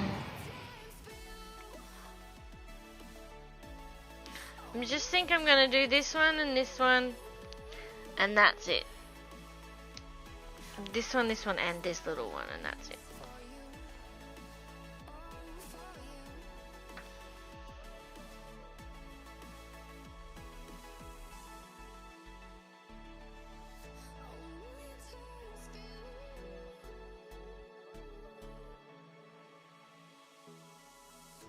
I can't even remember the new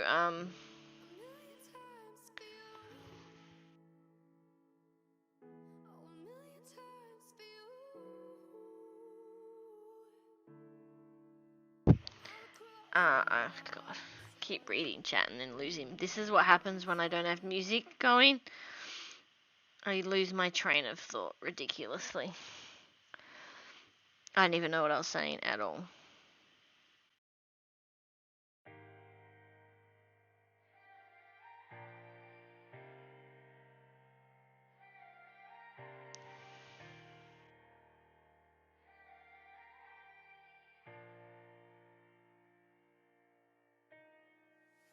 I've been right here for a long time.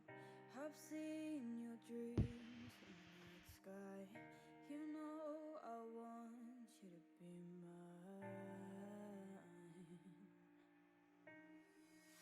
but you won't make it that easy. You're not the type to fall in deep. You know that really want me.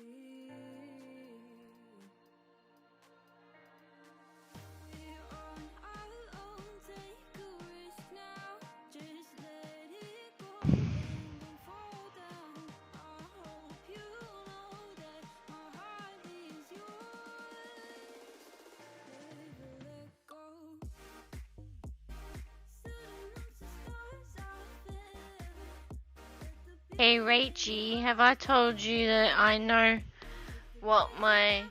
Wait, you can't hear me, it's fine. I was gonna say, did I tell you that I know what my brother's having? I don't know if I did. Because I didn't want to know, but then he accidentally posted it on Instagram.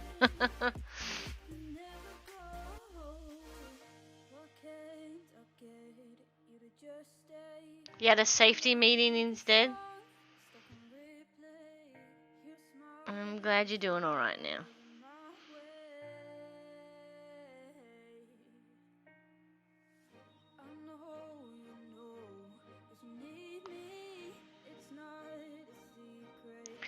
"22 and 23.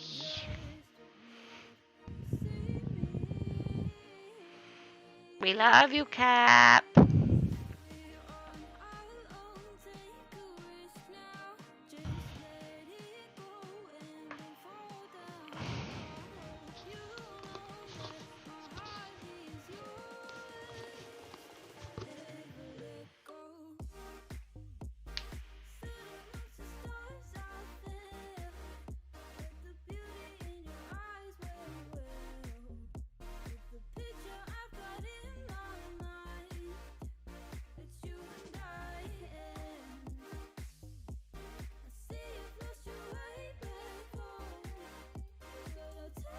I have an idea of what to do with this painting when I'm done. But we'll see.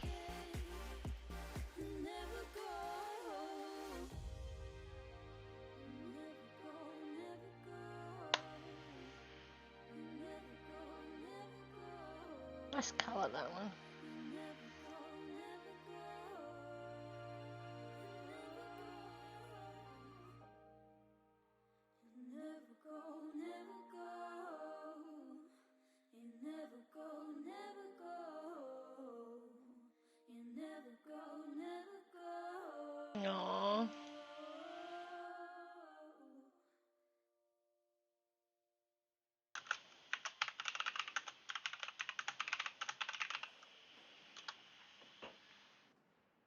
Aww.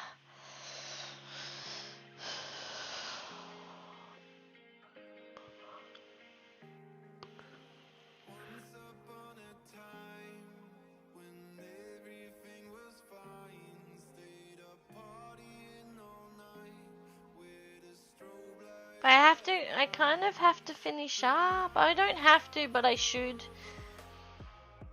'Cause my head hurts.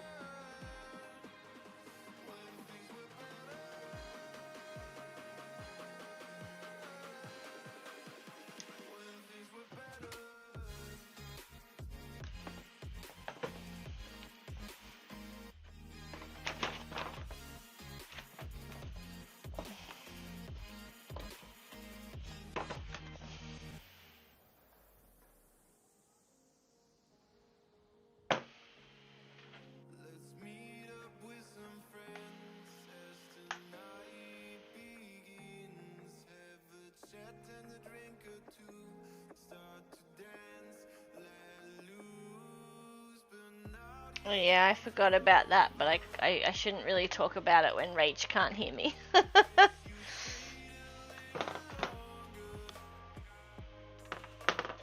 I'm probably not gonna make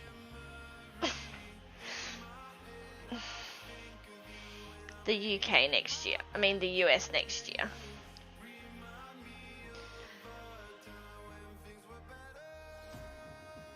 Mainly because it's on Father's Day and I don't want to miss Father's Day.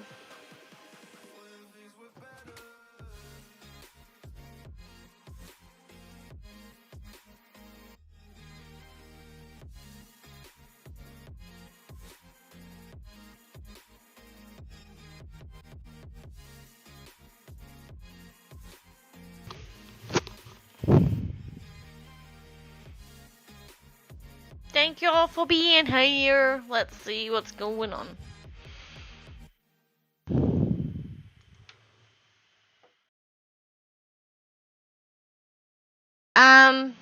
You can come another smiley. I like it. Father's Day is the first Sunday in September. And the plan was to go over to the US for Dragon Con. But I don't really I don't know if I really want to go anymore.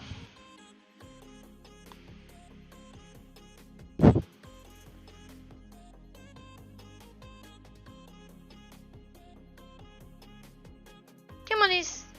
Come on. Yeah, I think so. I think that's what Rach is talking about, but I'm not sure. Come on. Come say goodbye to everyone.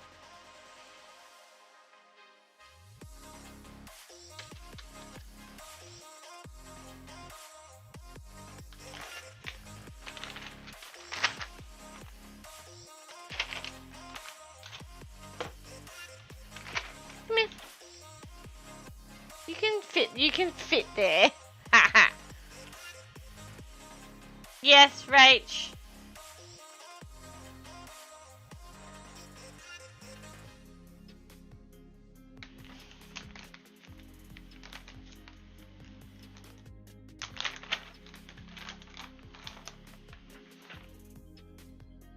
Sit.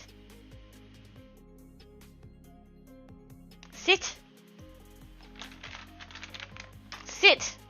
Sit. Izzy, sit. Sit. Sit. Sit. Sit! Sit your bum down.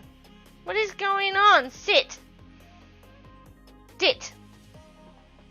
Good girl. Shithead.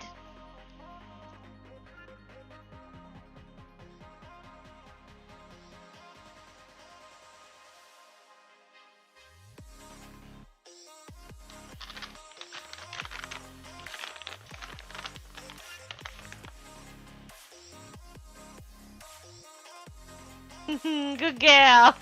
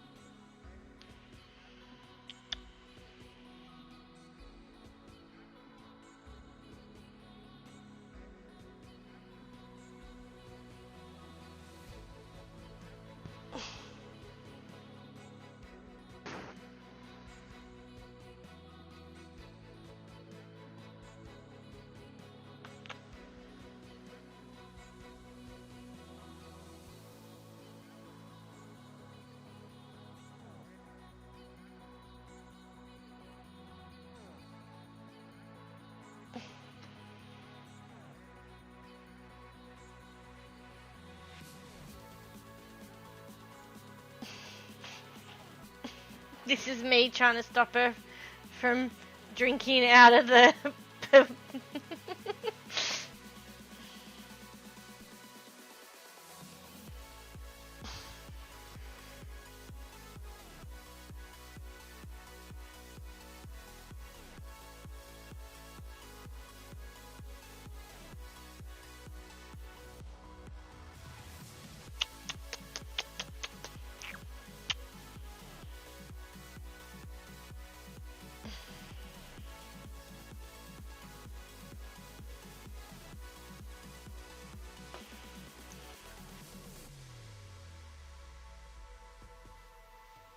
Getting there.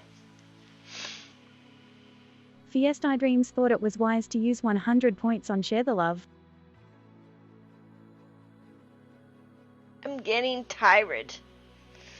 Love, love, love. Come visit us, Captain. There's more of us here. Feisty, Rage, me, and more. I'm just talking about the people that are here.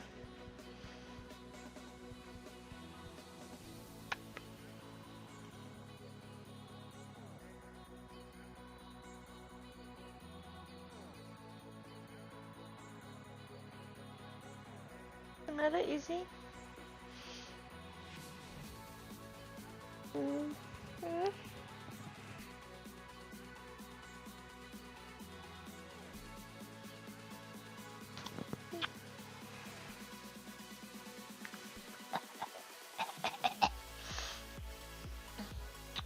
Plus, if you come here, you get to meet Izzy and Kevin, possibly.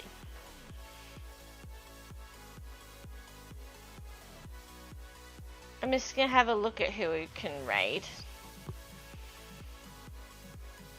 Alexi is on. Let's do that.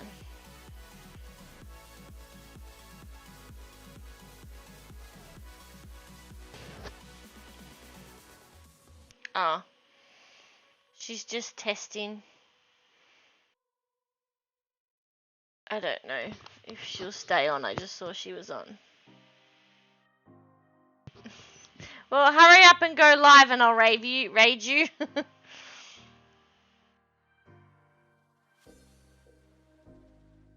I don't have anyone else online.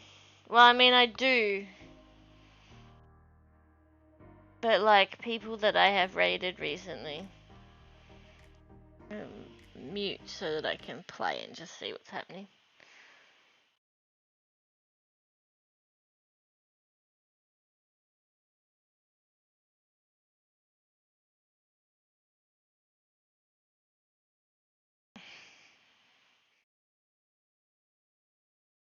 Yeah.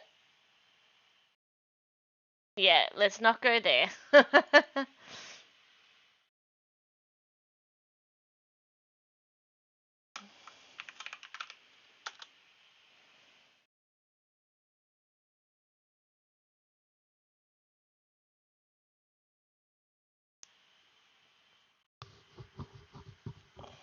But if we raid Captain, you probably don't need to put the raid message in. But anyway.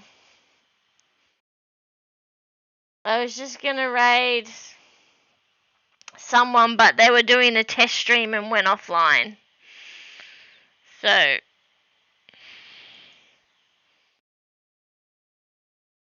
do you know it's really hard? Writing farewell messages to colleagues when you and them and everybody's leaving.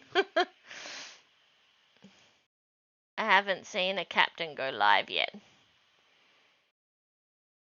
So, I might not stream Thursday because of it being the last day at work, etc. etc.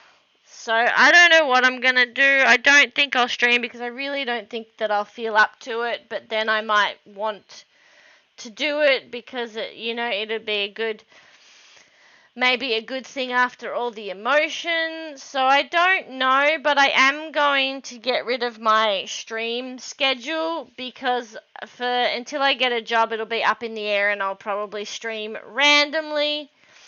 And then if I do get a job, I'm going to have to figure out what I can do stream-wise, or even if I can still stream. So, yeah.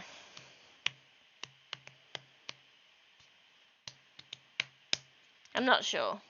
Has anyone seen Captain go live? Okay, now you're going live. Got ya. I'm waiting for it to come up in the corner. Can you tell how tired I am? I can barely keep my eyes open.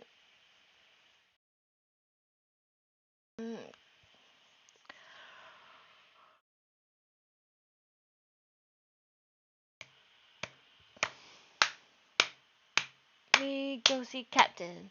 We go see Captain. We go see Captain. Maybe, maybe not. Maybe, maybe not. Sorry. We waiting, slowly dehydrating. Waiting, wait.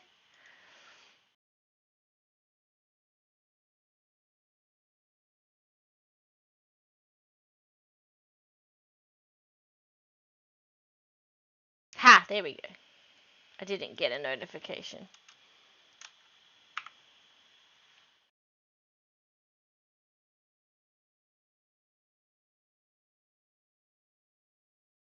Damn it.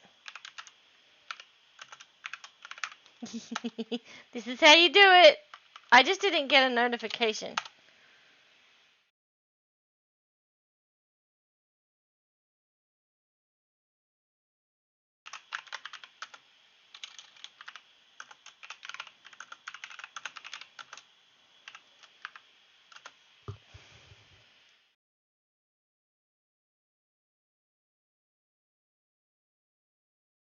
Alright, everybody. Let's go share some love with Captain. We all know her. We all love her.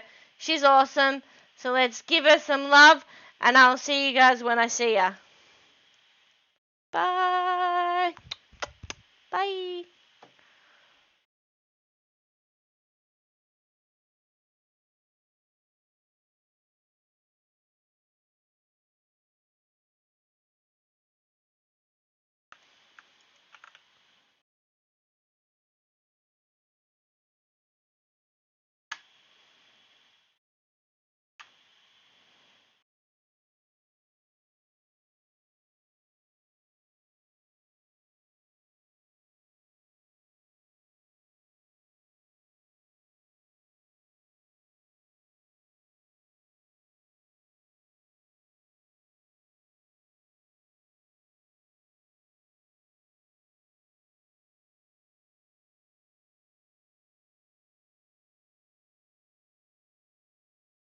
Oh, there's the notification.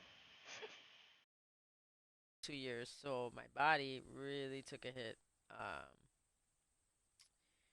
And I'm still kind of recovering.